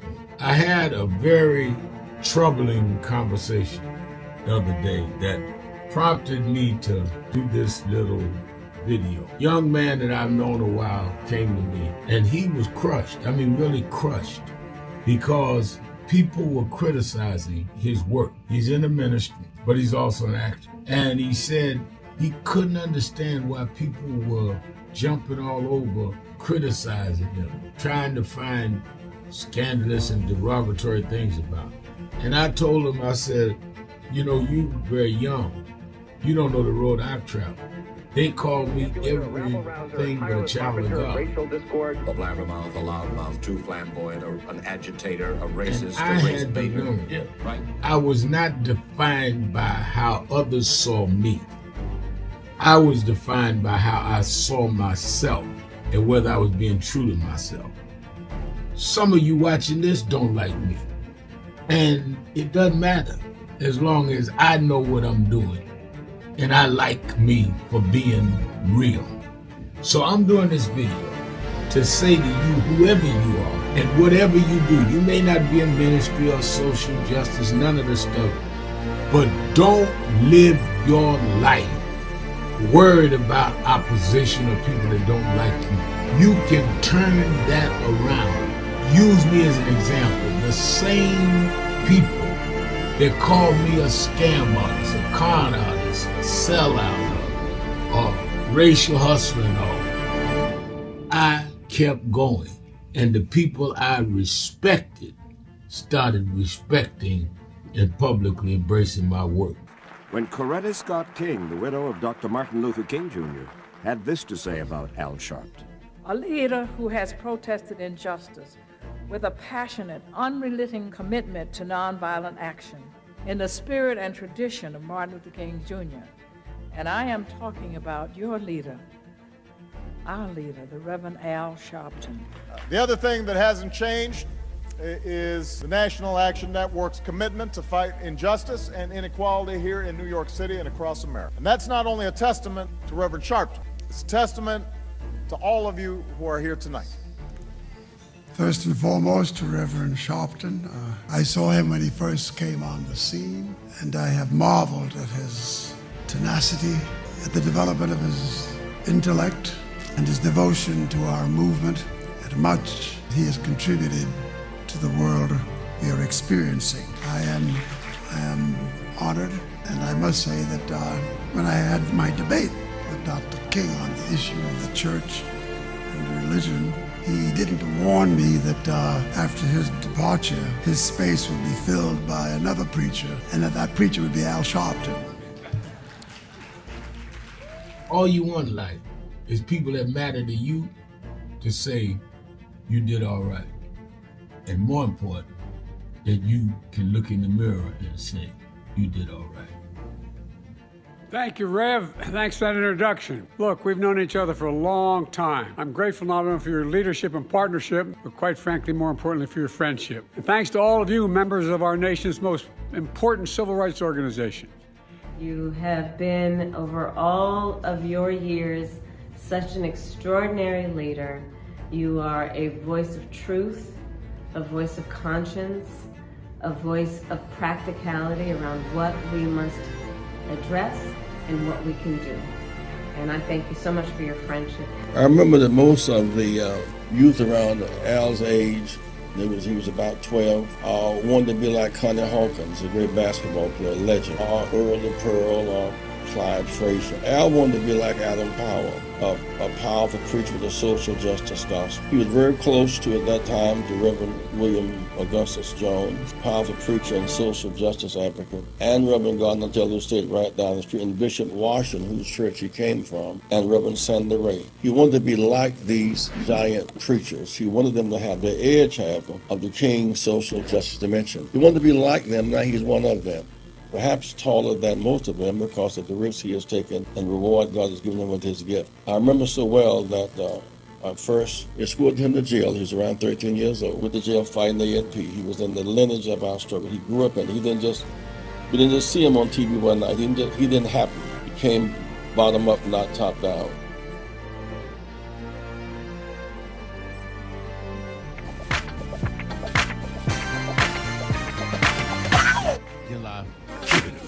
Keeping it real, keeping it real. I'm your host, Reverend Al Sharpton. We're back. Attorney Jennifer Jones Austin is our co-host. Jenny, before I go back to the phones, one of the things that I've been saying, both on this show and in speeches, is that we're looking at a real specific, thought-out plan by the right wing to bring us back to the pre-1950s. When you see Donald Trump propose that we ought to dismantle the Department of Education and leave it to the states to educate, it's up to them. And then his Secretary of Education, McMahon, who comes out as a professional entrepreneur over wrestling. She comes out of wrestling. That was her business. Now she's over the education of the country, but she doesn't have to worry about that because she's there to dismantle the Department of Education. We're talking about to dismantle the Department of Education and return all educational business, curriculums, all of that to the states. Is states' rights. That's what Brown versus the Board of Education was all about. The state said blacks couldn't go to certain schools. Brown versus Board of Education, 1954 Supreme Court decision that Thurgood Marshall and others argued was that the federal government can supersede states in terms of education. Trump is regressing that or redoing that or breaking that down. Explain that, because when people talk about Project 2025 and read the almost 900 pages, the bottom line is they're talking about let's go back to pre-1954, pre-1964, pre-1965, these pieces of legislation. I had a business meeting last night, some of the business persons that support NAN, and one of them had been to the meeting in Washington with the corporate leaders, white and a few blacks. and said that one of the big CEOs asked Trump, when he talks about America's golden age, when is he talking about? And said Trump said 1873, I think he said, to 1920 something. That's when the railroads explosions and exploded as an entity, and we began making this kind of money. It's also when blacks had been put back in segregation and the and Reconstruction was over. That's what he said, and that's what he's trying to do, Jenny. What a lot of people don't necessarily appreciate is that the Federal Department of Education is not as old as public school education. And it was created in the main for the express purpose of ensuring that there would be equality in education across the states. We've got to remember that you go back to Brown v. Board, we had a situation where we had inequality in the form of the funding of schools, inequality when it came to curriculum and the teachers, when it came to class size, when it came to the how modern, how effective were, how modern were the schools. You go back to Mississippi and you visit the Jackson, Mississippi Museum of Civil Rights, and you will see an example of what schools looked like in the 50s for white children compared to what they looked like for black children. In the 50s, you had children in Mississippi in schools that had dirt paved floors, as compared to modern state-of-the-art facilities in the white communities.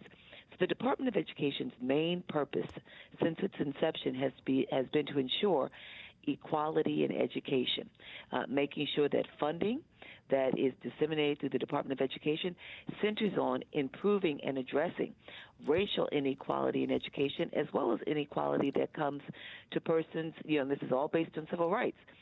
Children who have disabilities, learning disabilities, physical disabilities, as well as ensuring access to college for lower income children, as well as supports for children who are in lower income communities, where there is not sufficient money that comes through the states.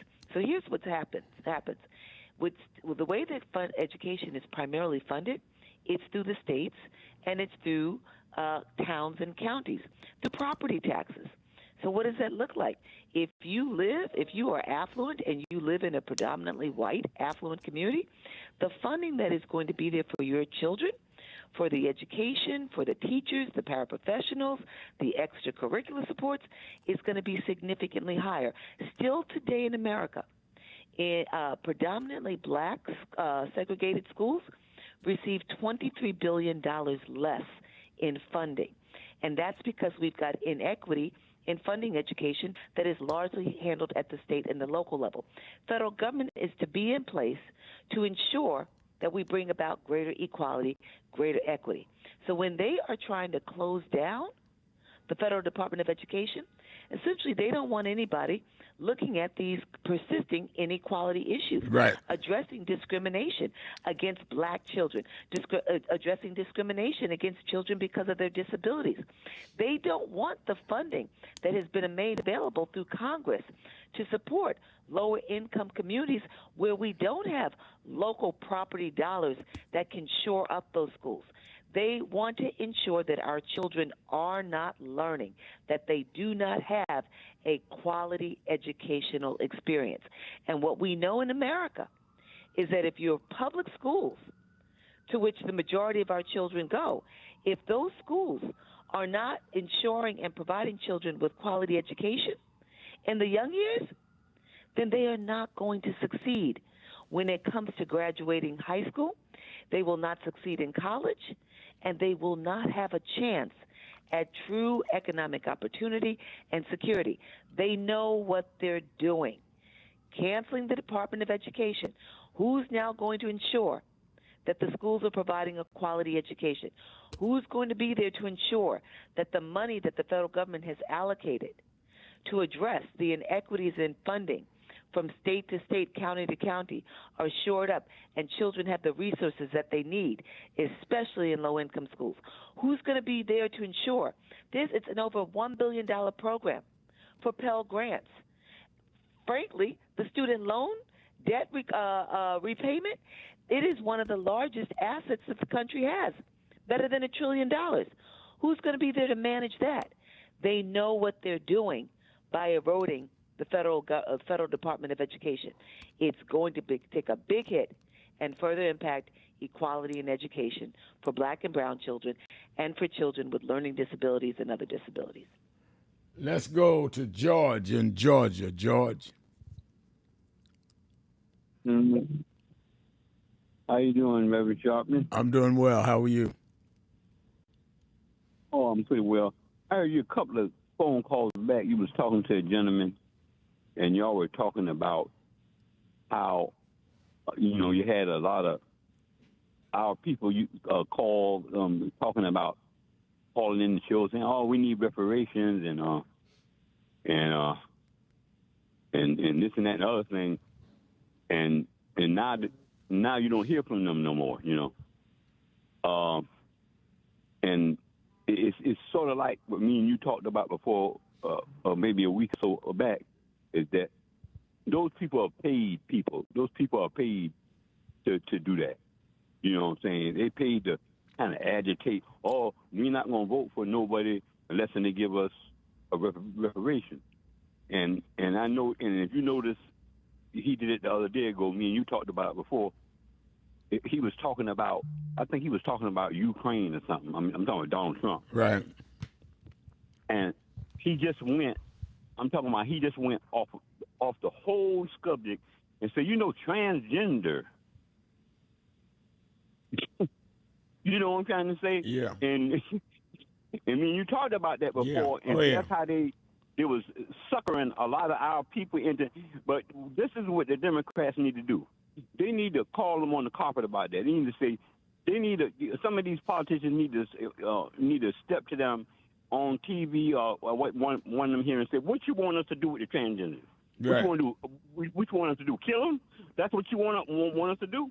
That's what you want to do?" And you know what I'm saying? Put them on the spot. What they want to do with them? Yep. You understand what I'm saying, Reverend Sharpton? All that distraction bullshit. And see, that's how he did this dude. See, this dude can say whatever he want to say. He can say he can tell Chuck Schumer that you're not a Jew. Yeah. You know what I'm saying? He can tell him that. But if I tell Chuck Schumer he ain't a Jew, then I'm an anti-Semite, and I got evidence to prove he ain't no Jew. I mean, excuse me, this ain't got nothing to do with your program. You're not endorsing nothing I'm saying. But I can go to the science and to the history and show. But Donald Trump can't do that. Mm-hmm. That's what I'm trying to say. Nor does he have to. What I'm saying, nor do they require him to do that. But but that's what I'm trying to say. Yeah, but he's never anti-Semite. He's not anti-black. He is just all right with everybody. And some clowns that call talk radio during the elections, because they don't call now, let them say that. They are sanctifying the demise of their own community. Let's take a break. We'll be right back. Keeping it real. Sharpton, Jones Austin. Be right back. Breaking news. The issues, the stories affecting. The more you grind, the more you realize that people look and behave exactly like the choices they make every day. Whatever your choices are, how you eat, how you exercise, how you handle your temperament, how you handle challenges, whether you're disciplined, all of that is reflected in how you appear and how you behave every day. Your daily choices. That's why no matter where I am and no matter how much I have to do, I stay on my grind, working out, watching my diet, and trying to deal with my temperament because my behavior is a reflection of my choices that I make every day.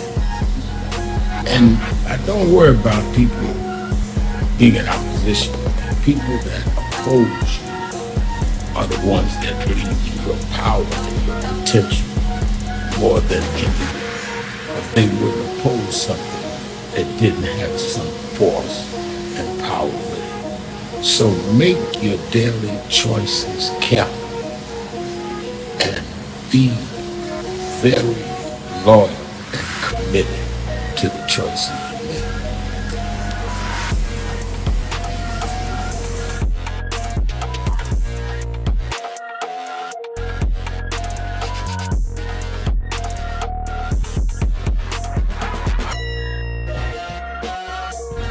Hi, this is Reverend Al Sharpton. Be ready for the National Action Network's National Convention, April 2nd through the 5th, 2025, in New York at the Sheraton.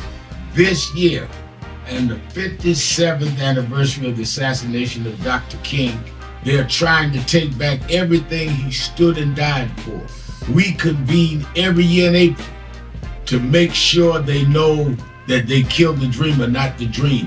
We have workshops on everything from business development to dealing with our legal needs, from police reform all the way to how we deal with sentencing, how we deal with immigration, how we deal with the arts and entertainment. We have big names that come every year, but don't come for the big names, come for the big plans and the big execution. Register now. Because with this year, as we are under assault with DEI, under assault with ending the Civil Rights Division of the Justice Department, under assault with now consent decrees and all are neutralized, if there ever was a time that you should come to a National Action Network convention, now's the time. We don't need a lot of philosophizing. We don't need a lot of showing how smart you are. We need action. We plan action and then we go and do action. I'm looking for you. Go to www.nationalactionnetwork.net. We have no registration fee. You don't pay to register. Just get here and let's get it on. National Action Network Convention, April 2nd through the 5th. I'm going to look for you there.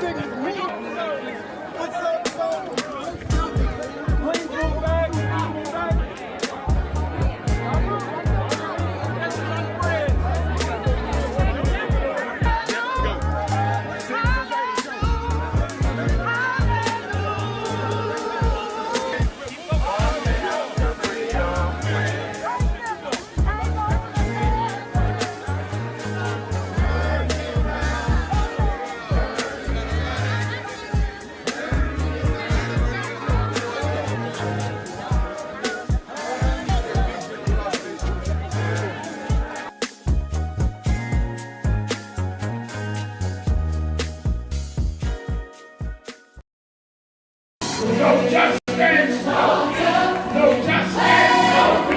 No justice. What do we want? What do we want? We are the sons and the daughters. We gotta stand up and make it loud. Just like our God told the Pharaoh, let my people go, go. We are a new generation from the ones who have come before. He's calling us into freedom. Let my people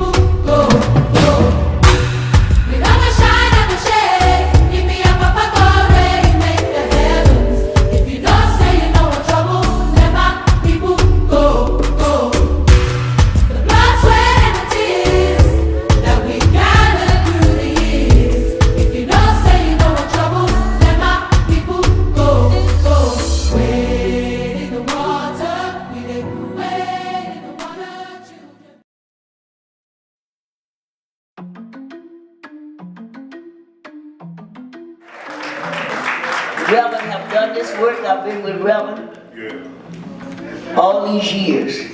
Over 40-something years, children. That's right. Every time Reverend went to jail, I went to jail. That's right. Right here in this very hall, we decided we was gonna tie up. New Jersey, New York, I sat in the tunnel. Me and Carl Bragg, 32 BJ, got arrested. Me and Reverend, and they put me in there, brought me a bologna sandwich about 6:30. I started beating on the wall. I wanted pizza. So they went and got Kelly and they said, put Dukes and Sharpton out of here. But they didn't know we was gonna stay till everybody come out. That's right. So me and Reverend, we had CND in the corner. They couldn't move. We stayed there. So when I went before the judge, that was my third time, the late Michael Harder said to me, Hazel, don't come back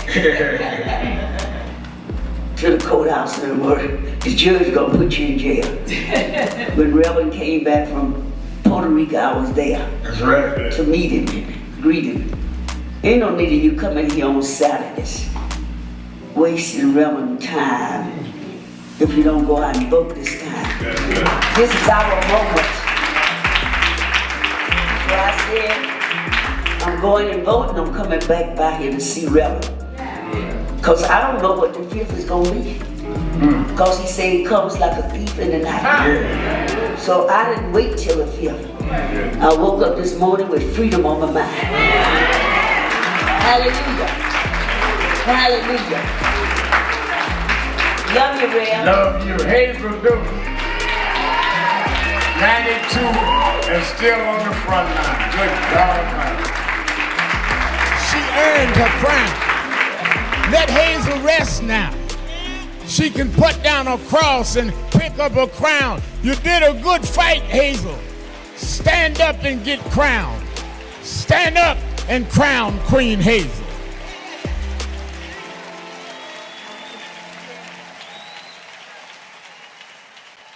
Thank you for joining us for Weekdays Live with Reverend Al Sharpton. Take the time to share this broadcast right now. Tell your friends it's time to keep it real with Reverend Al.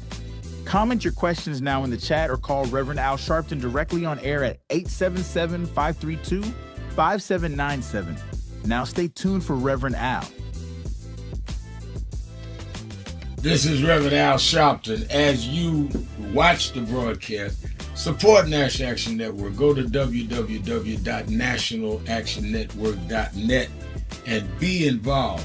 You can join, take your membership right online, www.nationalactionnetwork.net.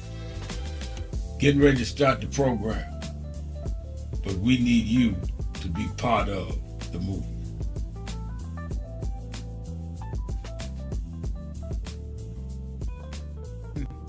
Attorney Jennifer Jones Austin is our co-host. And Jennifer, on our message board on the live stream, Roderick McCrae writes, these idiots are putting our lives in danger. Anybody knows that if you're trying to cut the fat from a budget, you must first do a complete audit to see what needs to be cut. That sounds like good sense to me, Jenny. These people come in with an agenda, not an audit. And I think that Roderick is right. He's spot on. He's spot on. This is, remember Trump telling us that he didn't know anything about Project 2025 and it wasn't his plan. There are websites now out there. There are Project 2025 trackers that literally show you how he is making good. He and Elon Musk and their cronies are making good on all of the initiatives that were put forth under Project 2025. It is a deliberate, willful, and intentional design to maintain and reinstate power in the hands of a few to the detriment of the masses. And we're not just talking about black and brown people. They don't, I think that people who are Caucasian need to understand that if you don't have a lot of zeros in your bank account, you're going to fall prey to these actions like every person of color will as well. That's exactly right. Let's go to George in Georgia. George, you're keeping it real with Sharpton and Jones Austin. Is George there? Yes, Jay. Hello? Okay, I think he hung up. I think I heard something that I didn't. Let me go to Yvette in Philadelphia, Pennsylvania. Yvette.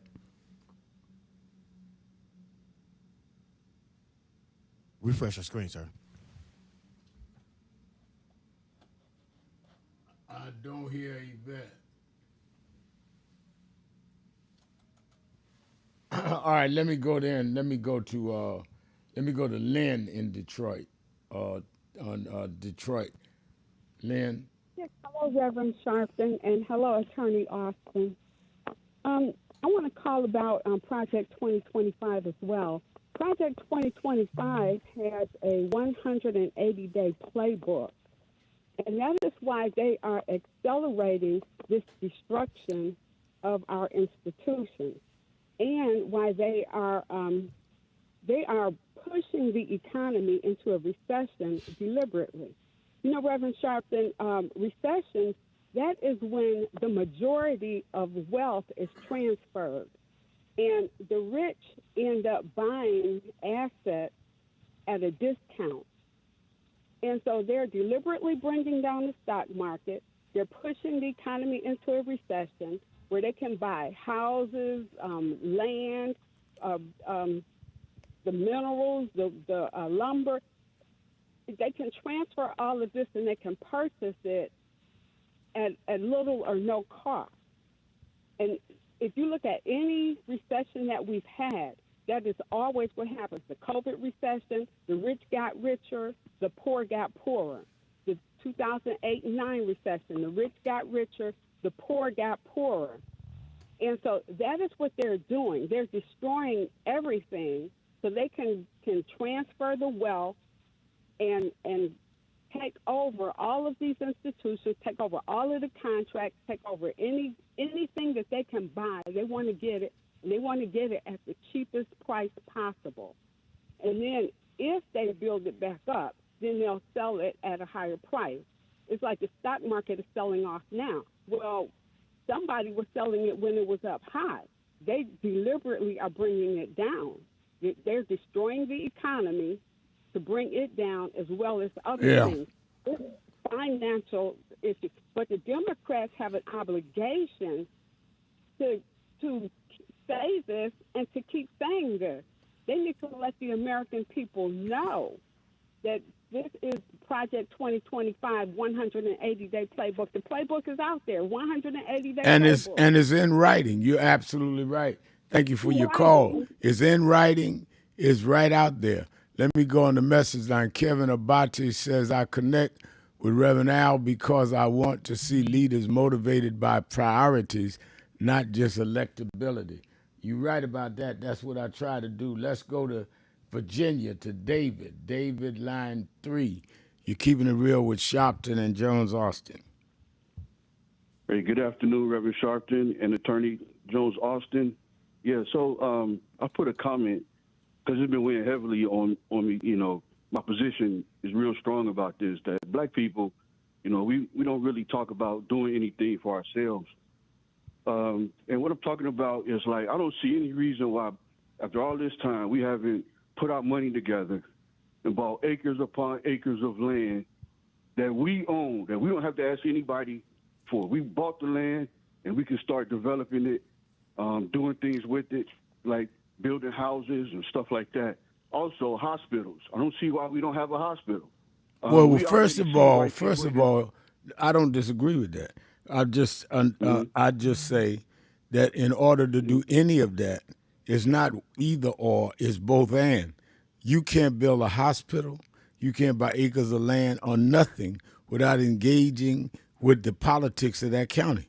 These people ain't gonna let you just walk out there and buy land now, or just let you open up a hospital. So you have to do both. You're exactly right. That ought to be the goals, but the means to the goals we also have to do. Yeah, but we haven't tried though either. I don't suppose Well, we've I don't know. tried. I don't know that some people haven't tried. I think that we've had some of the wrong people in office that would not follow through. I've known some groups that tried to do hospitals and other things, but I think you're right. We need to highlight it more. I don't disagree with that. Also, education. I think education is real important. Like, forget what they doing. We don't need anybody to tell us how to educate our children. We already see they want to miseducate our children. I don't see why we can't come up with a curriculum.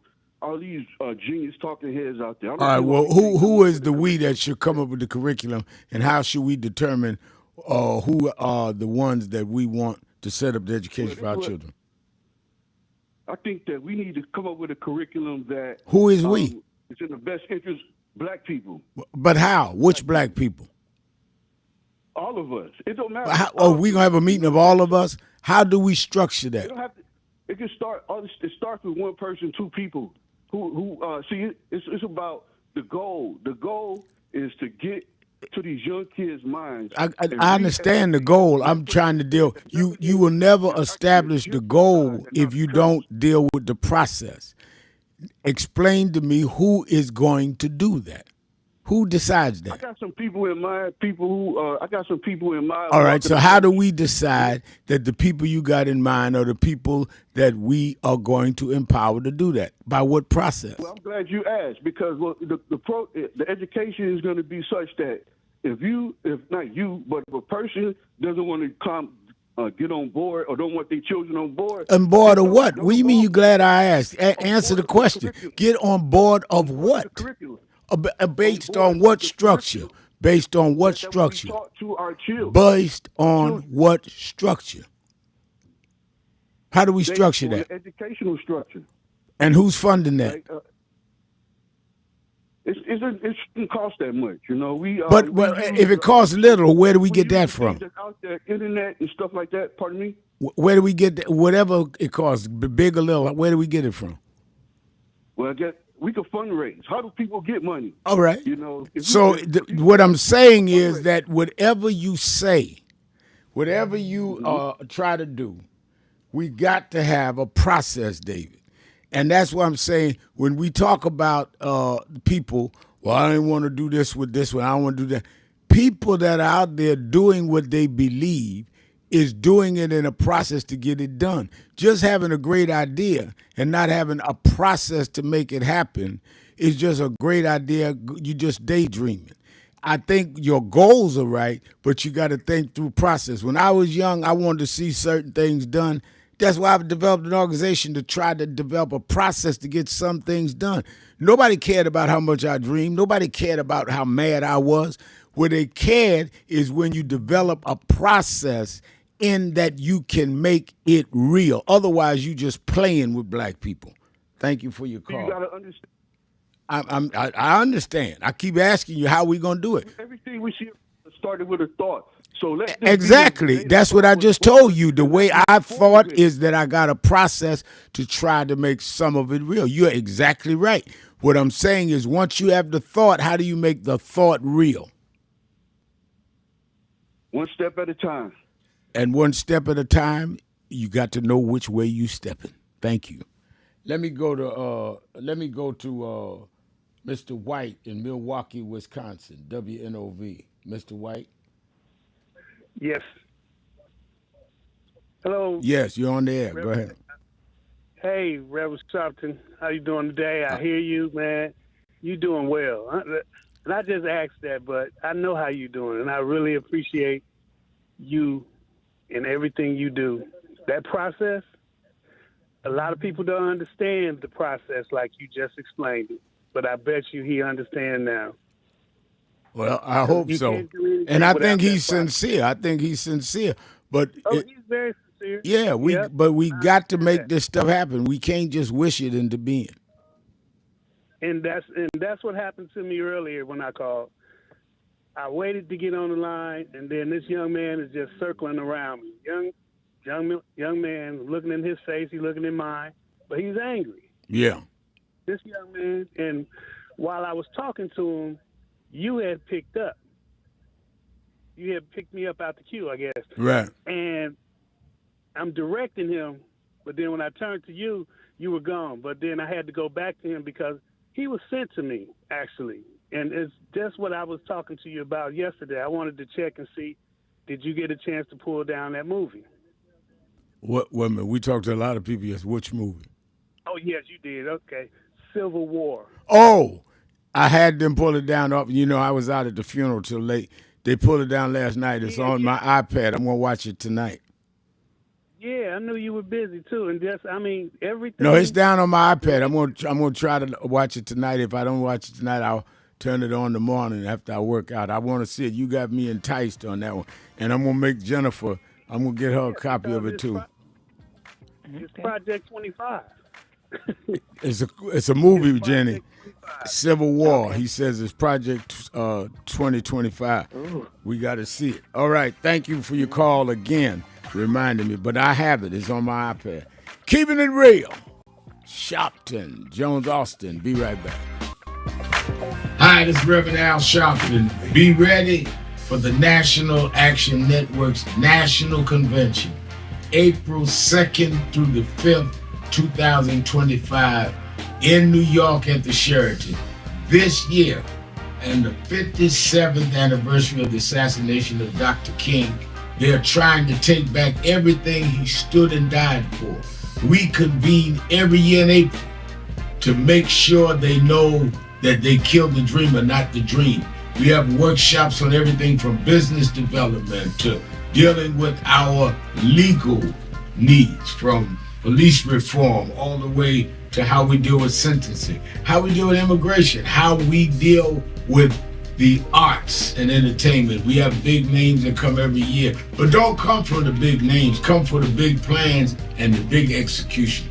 Register now, because with this year, as we are under assault with DEI, under assault with ending the Civil Rights Division of the Justice Department, under assault with now consent decrees and all are neutralized. If there ever was a time that you should come to a National Action Network convention, now's the time. We don't need a lot of philosophizing. We don't need a lot of showing how smart you are. We need action. We plan action and then we go and do action. I'm looking for you. Go to www.nationalactionnetwork.net. We have no registration fee. You don't pay to register. Just get here and let's get it on. National Action Network Convention, April 2nd through the 5th. I'm going to look for you there.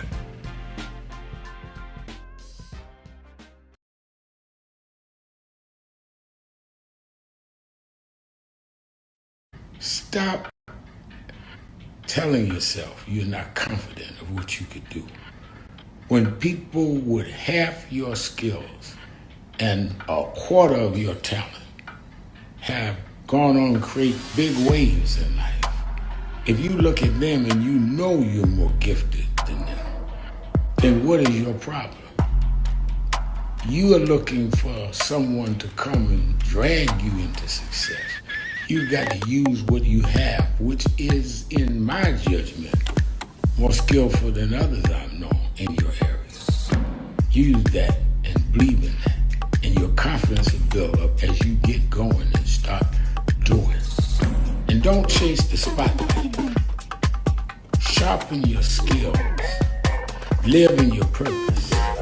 And you'll get so good the spotlight will be chasing you. Be so good they can't help but talk about you and put the spotlight on you. You don't get your energy from chasing the spotlight. You get your energy by chasing your purpose. The spotlight and other adulation will come with it. Have a great day.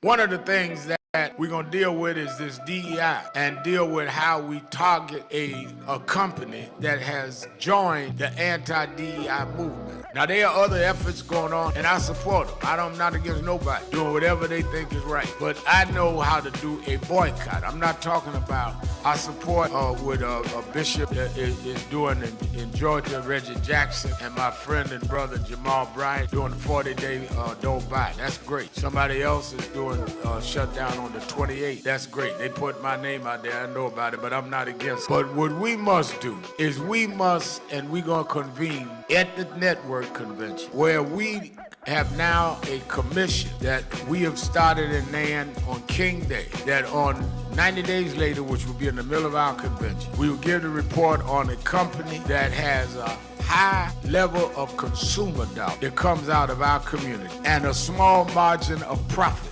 We know then that we can take a real impact because he cannot have his margin of profit turn into a loss and sustain itself. The other thing we're going to do is we're going to announce we're going to buy some stock in some of these companies and go to the stockholders meeting. So all of y'all here today, I'm going to buy some shares and we go into the stockholders meeting and stand up in the meeting and say, how do you sell in our community, but you won't give contracts to our people? You won't hire our people. You won't deal with the C-suites. So we're going to have a multi-pronged strategy. Why don't you advertise on Black Media? We're going across the board and we're laying out the plan. And we got people those 4 days. People that are watching that want to come, all you have to do is register at www.nationalactionnetwork.net, or you can call the toll-free number. You can call now. People are at the phones now at 1-877-626-4651.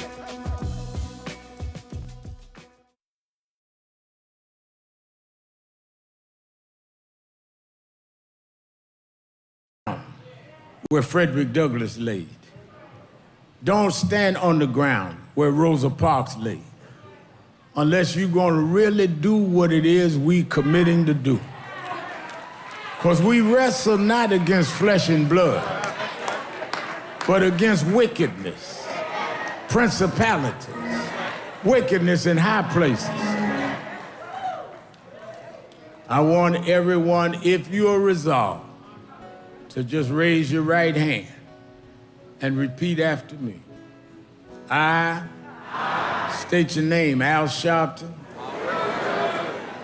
do solemnly commit that I will stand up and rise up in the name of Dr. King, in the name of Frederick Douglass, in the name of Rosa Parks, and I will defend equality for all, diversity, equality, inclusion, women's rights, LGBTQ rights, immigration rights.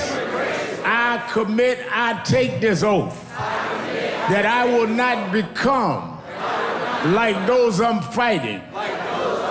I'm not for violence, but I will peacefully stand against those that want to bring us down. I commit this in the house of God, on this sacred ground. So help me God. Congratulate yourself.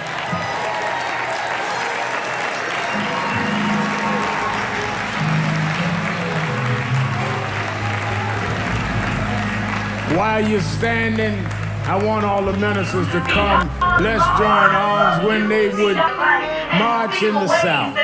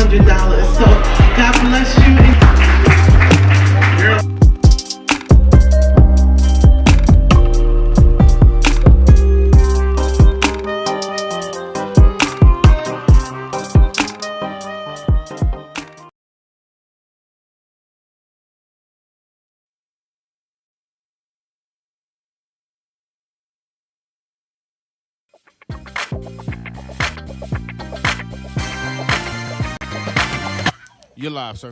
Keeping it real, keeping it real. I'm your host, Reverend Al Sharpton, and we're back.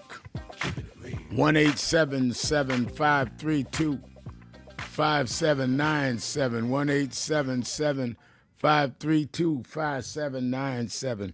Attorney Jennifer Jones Austin is our co-host, and I'm reading some of your messages on live stream at www.nationalactionnetwork.net. Let's go back to the phones, Jenny. Let's go to my Ace Boone Coon in Chicago on the west side. He says it's the best side. Frank? Yes, sir. Brother Reverend Al, my pal, and my sister, Ms. Jennifer Jones Austin. Good afternoon to you both. Good afternoon. Let me hear your voice, man. You know I missed talk to you. I ain't spoke to you in a couple of weeks now. I've been down. Is she there, Fab? She still there? Is Ms. Austin still there? I'm right here with you. Can I hear that sweet voice, my sister? Thank you. And Reverend Al, I'm in such a good mood because, correct me if I'm wrong, you know what I'm saying, Reverend Al, we are in a stronger position. And Ms. Austin, we're in a stronger position than what we realize. When you sit back and analyze this, Donald Trump overplayed his hand. Now, we went out the House of Representatives, correct. We can't get it. But why just stop there? Our position is so strong. These people are so piping hot, mad, and scared from what they see and the devastation undone. If this not enough to make a Republican term vote Democrat, nothing is. Reverend Al, we can flip both houses back to Democrat. And I'm going to tell you something. Our position is so strong, we can get a 60-seat majority in the Senate. But we need to understand we got to put boots on the ground. On the ground. And when I said let's not be split, let's not send no team. This is my thought. Let's not send no team of black people in those Republican red districts. We got to send a team. We got to put white boots on the ground. Reverend Al, these people are so hot and mad and scared of these Republicans and Donald Trump, and these Republicans let them get away what they're doing because everything Donald Trump is doing is impeachable. I heard one call say earlier, yes, everything he's doing is impeachable because what he's doing, he's actually launched a domestic terrorist attack on our government. He is dismantling agencies that he can't get rid of through legislation. So the Constitution said once something becomes law, it is law. You cannot withhold funds to make that agency, that department, dysfunctional. You cannot fire half the workforce to render that department or that agency dysfunctional. That's serving the same function as repealing it without doing it legally. He has been taking an oath to uphold the Constitution, not to dismantle government, but to strengthen it. Like Stephanie Reverend Al, he fired half the IRS to keep them all in the rich.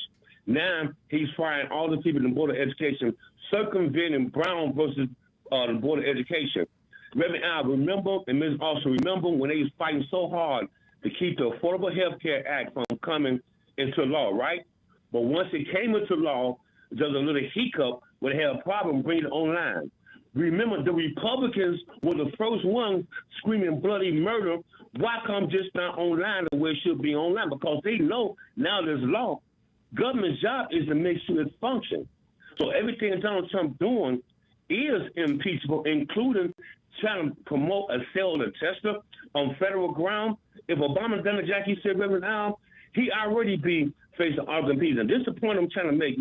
Okay, we are in a stronger position because we're going to get the House. If we play our cards right, we can get the Senate with a 60-seat majority, which means now Hakeem Jeffries is Speaker of the House.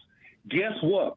We can file articles of impeachment against Donald Trump and J.D. Vance as co-conspirators, and we can convict both of them in the Senate. This should be our ultimate goal, to stop this dead in its tracks. We can convict both of them. Now, Speaker Hakeem Jeffries become President of the United States of America because Donald Trump has been impeached. J.D. Vance as a co-conspirator because he co-signing everything. Everything this man is doing is impeachable. And even if we got to go back to the Mueller reports and bring back what he did, impeachment back then, impeach him now, well, now we can do that, Mr. Officer. You can speak on that. But the point I'm trying to make this right here, people, we are in a stronger position than what we're giving ourselves credit for or even recognize. We can flip both these houses.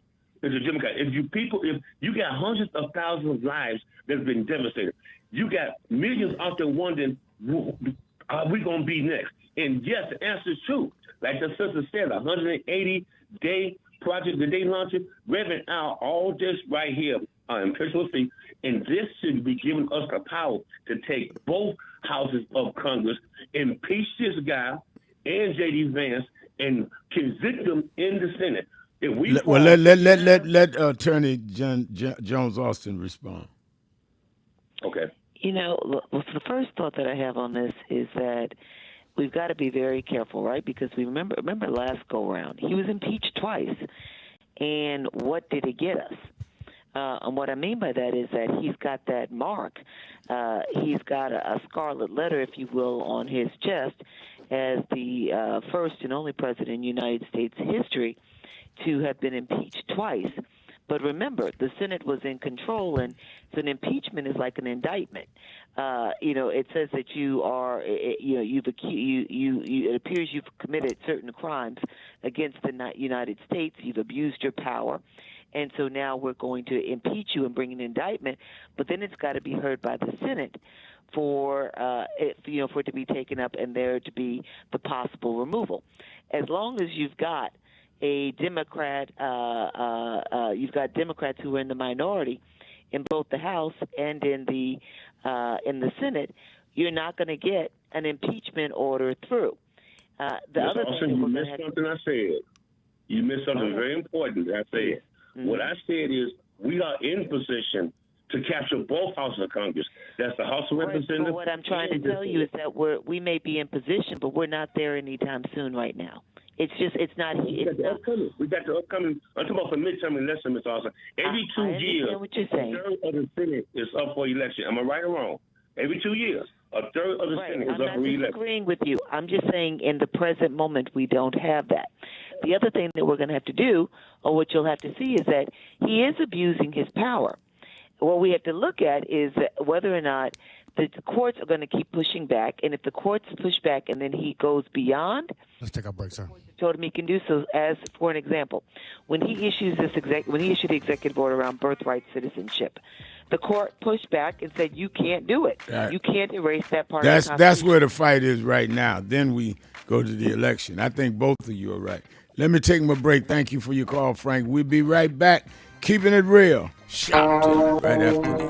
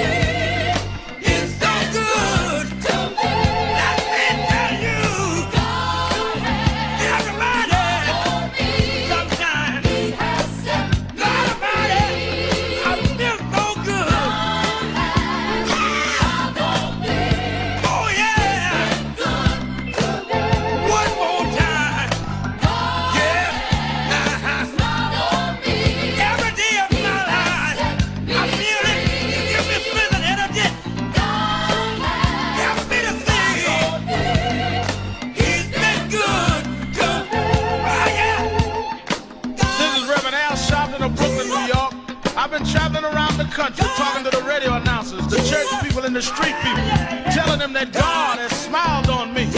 God has smiled on you if you got breath in your body. If He woke you up this morning and started you on your way.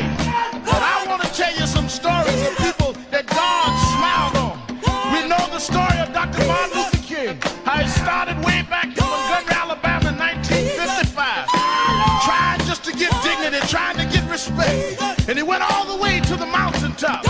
But he didn't forget about the brothers in the valley. He didn't forget about those trapped in the alley.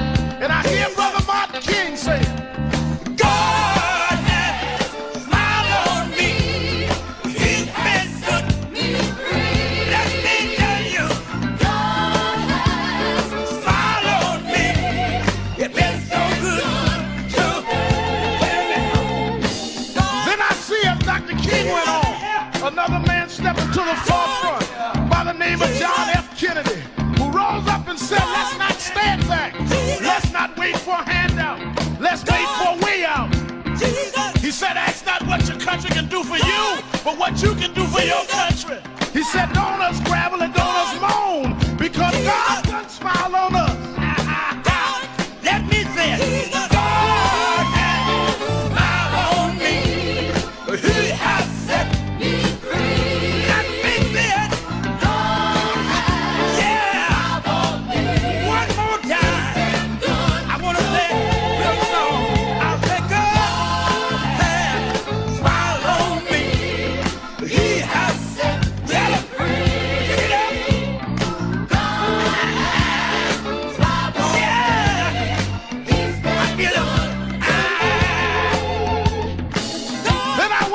Backstage at the Apollo Theater, and I saw a man come out. They call him the King of Soul, James Brown. And James Brown said, Reverend, don't you worry. I started out as a shoe shine boy. I started out as a convict. I started out uneducated. But I learned to sing my song, and I sung it all over the world. I told him it was a man's world. I told him about the big payback. I told him Papa got a brand new bag, and all over the world they can hear my voice. But Reverend, don't you frown. Don't you bow your head. Tell him what you told me, Brother Brown. I said, God has smiled on me. He has set me free. Yeah. He has set me free. God smiled on me. You've been so good to me. Then I went home and I told my mother what Brown told me. And she said, son, even though we don't have much, we don't need relief, all we need is belief. And she said, he didn't tell you no lie, because the Lord will take care of you. God sits high, but he looks down low. And every time you get discouraged, every time you're burning down, all you have to do is think of the things that God made a way for you and look toward the heavens. Lift your eyes to the hills and say, God, God, God, don't smile on me. Now then, the God has smiled on me. He has set me free. God has smiled on me. That has been so good to me. Yes, he has. I say, God smiled on me. He has set me free. And I know all over the country, smile on me. We need jobs. We need a way to make it. We need help. We need jobs. We need a way to make some money to feed our families and raise our bread. We need a way to survive, so we don't need crime as a survival kit. We just need a little bit. But don't give the hope up. Don't lose the faith, because God will smile on you. God will give you the strength. God will make a way for you. Adam Great Powell said, keep the faith. Keep the faith, baby. I hear Robert Kennedy saying that it's not the dream of, but it's the dream that'll live on forever. Just know that God will smile on you. Dr. King had a dream. Dr. King said, I went to the mountaintop, but I didn't stop there. I looked over and saw the promised land. I hear Brother Malcolm saying, don't sit on the stoop. Stand up and be a man. Respect yourself. Be somebody. Then I hear the brothers in the Hispanic community say, I'm going to stand up and be a man. I'm going to do the best I can. I had a reaper say, I don't care what time you come home, but just give me some respect when you get there. Lord, now God has smiled on me. He has set me free. God smiled on me. You've been so good to me. Sit down. And as we move on in history, let us remember that if we look to God, God has an answer to all of our problems. God is still the same God he was years ago, and we can still make it. We can still hold on like Frederick Douglass did. We can still keep him on like Martin Luther King did. We can still ride on the way everyone that made it did. They didn't have much, but they had a whole lot of faith. They didn't have money, but they had a lot of determination. We know that God will that God will make a way out of no way if you just keep the faith and refuse to lose. You're live. Keeping it real, keeping it real. I'm your host, Reverend Al Sharpton. Attorney Jennifer Jones Austin is our co-host. Don't forget, Saturday and Sunday, watch Politics Nation with Al Sharpton live at 5 p.m. Eastern Time. Saturday and Sunday, we have the best and the brightest and those in the thick of it on the show every week, and the ones that are in the middle of what's going on right then that can give us answers, and I'm certainly going to ask the questions and give the answers myself to those we disagree. Saturdays and Sundays, 5 p.m. Eastern Time, MSNBC, Politics Nation with Al Sharpton. You in the tri-state area, meet me Saturday morning at the Saturday Action Rally. So much to talk about, so much to deal with. We may be in the middle of a government shutdown. We may be in the middle of other issues that will affect the the general budget as well as specific budgetary items and how we deal with it locally as well as nationally. Be at the Saturday Action Rally at the House of Justice in Harlem, 145th Street and Lenox Avenue. And, of course, you that are not in the New York area, you can watch it live on Impact Television or www.nationalactionnetwork.net live stream. And the National Action Network National Convention, we're less than 3 weeks away, and we have some of the people you really hear about, but they'll be there to do the plenary sessions, to do the workshops. Attorney Ben Crump, Stacey Abrams, Congressman Al Green, who just was censored for disrupting Trump's speech, he'll be there. The chair of the Congressional Black Caucus, Yvette Clark, will be there. Of course, we're going to have Patti LaBelle will be honored. Dr. Michael Eric Dyson will be doing a workshop. Tatiana Ali will be at our women's luncheon. The list goes on and on.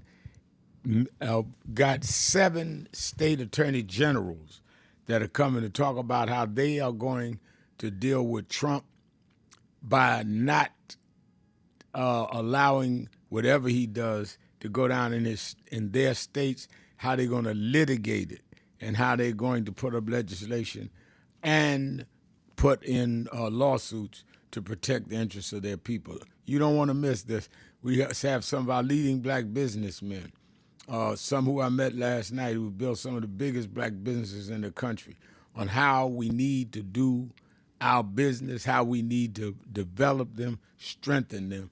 And then, of course, we're going to deal with, coming out of that convention, who we are going to put on notice that they are the ones on the list to be boycotted as we deal with this DEI.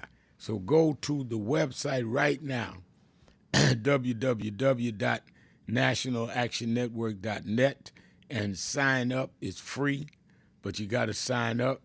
And, of course, you can call the toll-free number 1-877-626-4651, 1-877-626-4651, and you can register on the phone.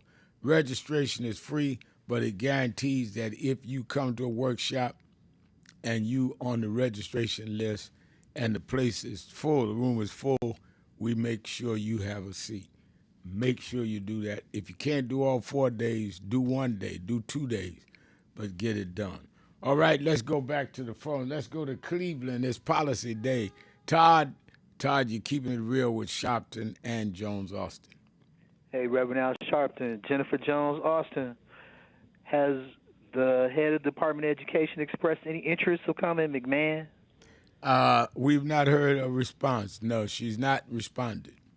Or anybody from the Department of Education that's in the higher-ups? No one has responded. No one in any of his cabinet positions has responded. We did invite him. Okay. So Georgia Illinois and Ohio both have state education budgets, pre-K through 12, of excess of $13 billion. The District of Columbia's budget is right now $1.05 billion plus. I know what's about to happen to that, though. But if he truly wants it to be left up to the states, since we have a federal Department of Education presently right now, the best thing to do, because he does have the power to do this, is instruct his head of Department of Education to reach out to the states to find out to what degree do they want a federal Department of Education and under what conditions. That would be a good executive order.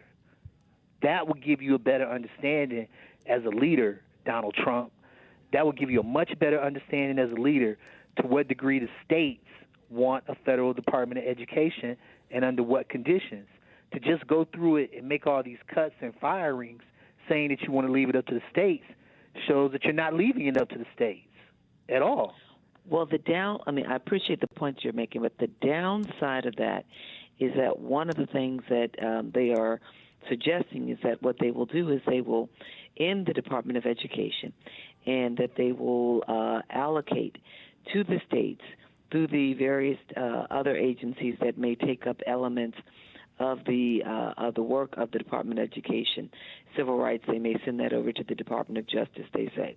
They'll send over funding supports for Title I, perhaps to Health and Human Services.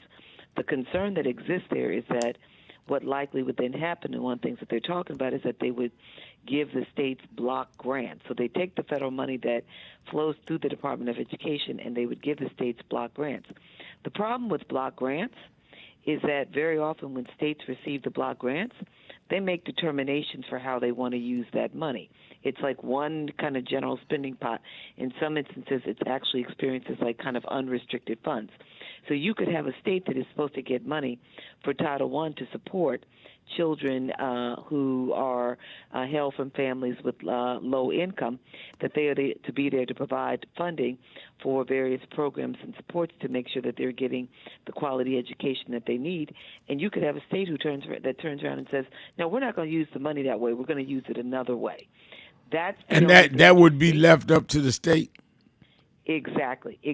So when you give states that kind of discretion, then they're free to do whatever they want to do. And so the intentionality around making sure that we reduce inequity and inequality would fall by the wayside all the more.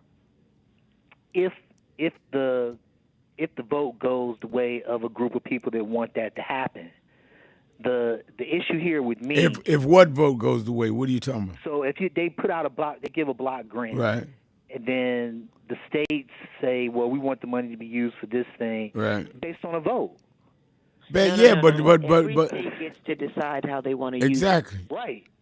And if you got a state like Georgia, or a state like Mississippi, or a state like Florida, you will not win that vote. Right. The reason why Brown versus the Board of Education was effective is that the states could not go against what was federally mandated.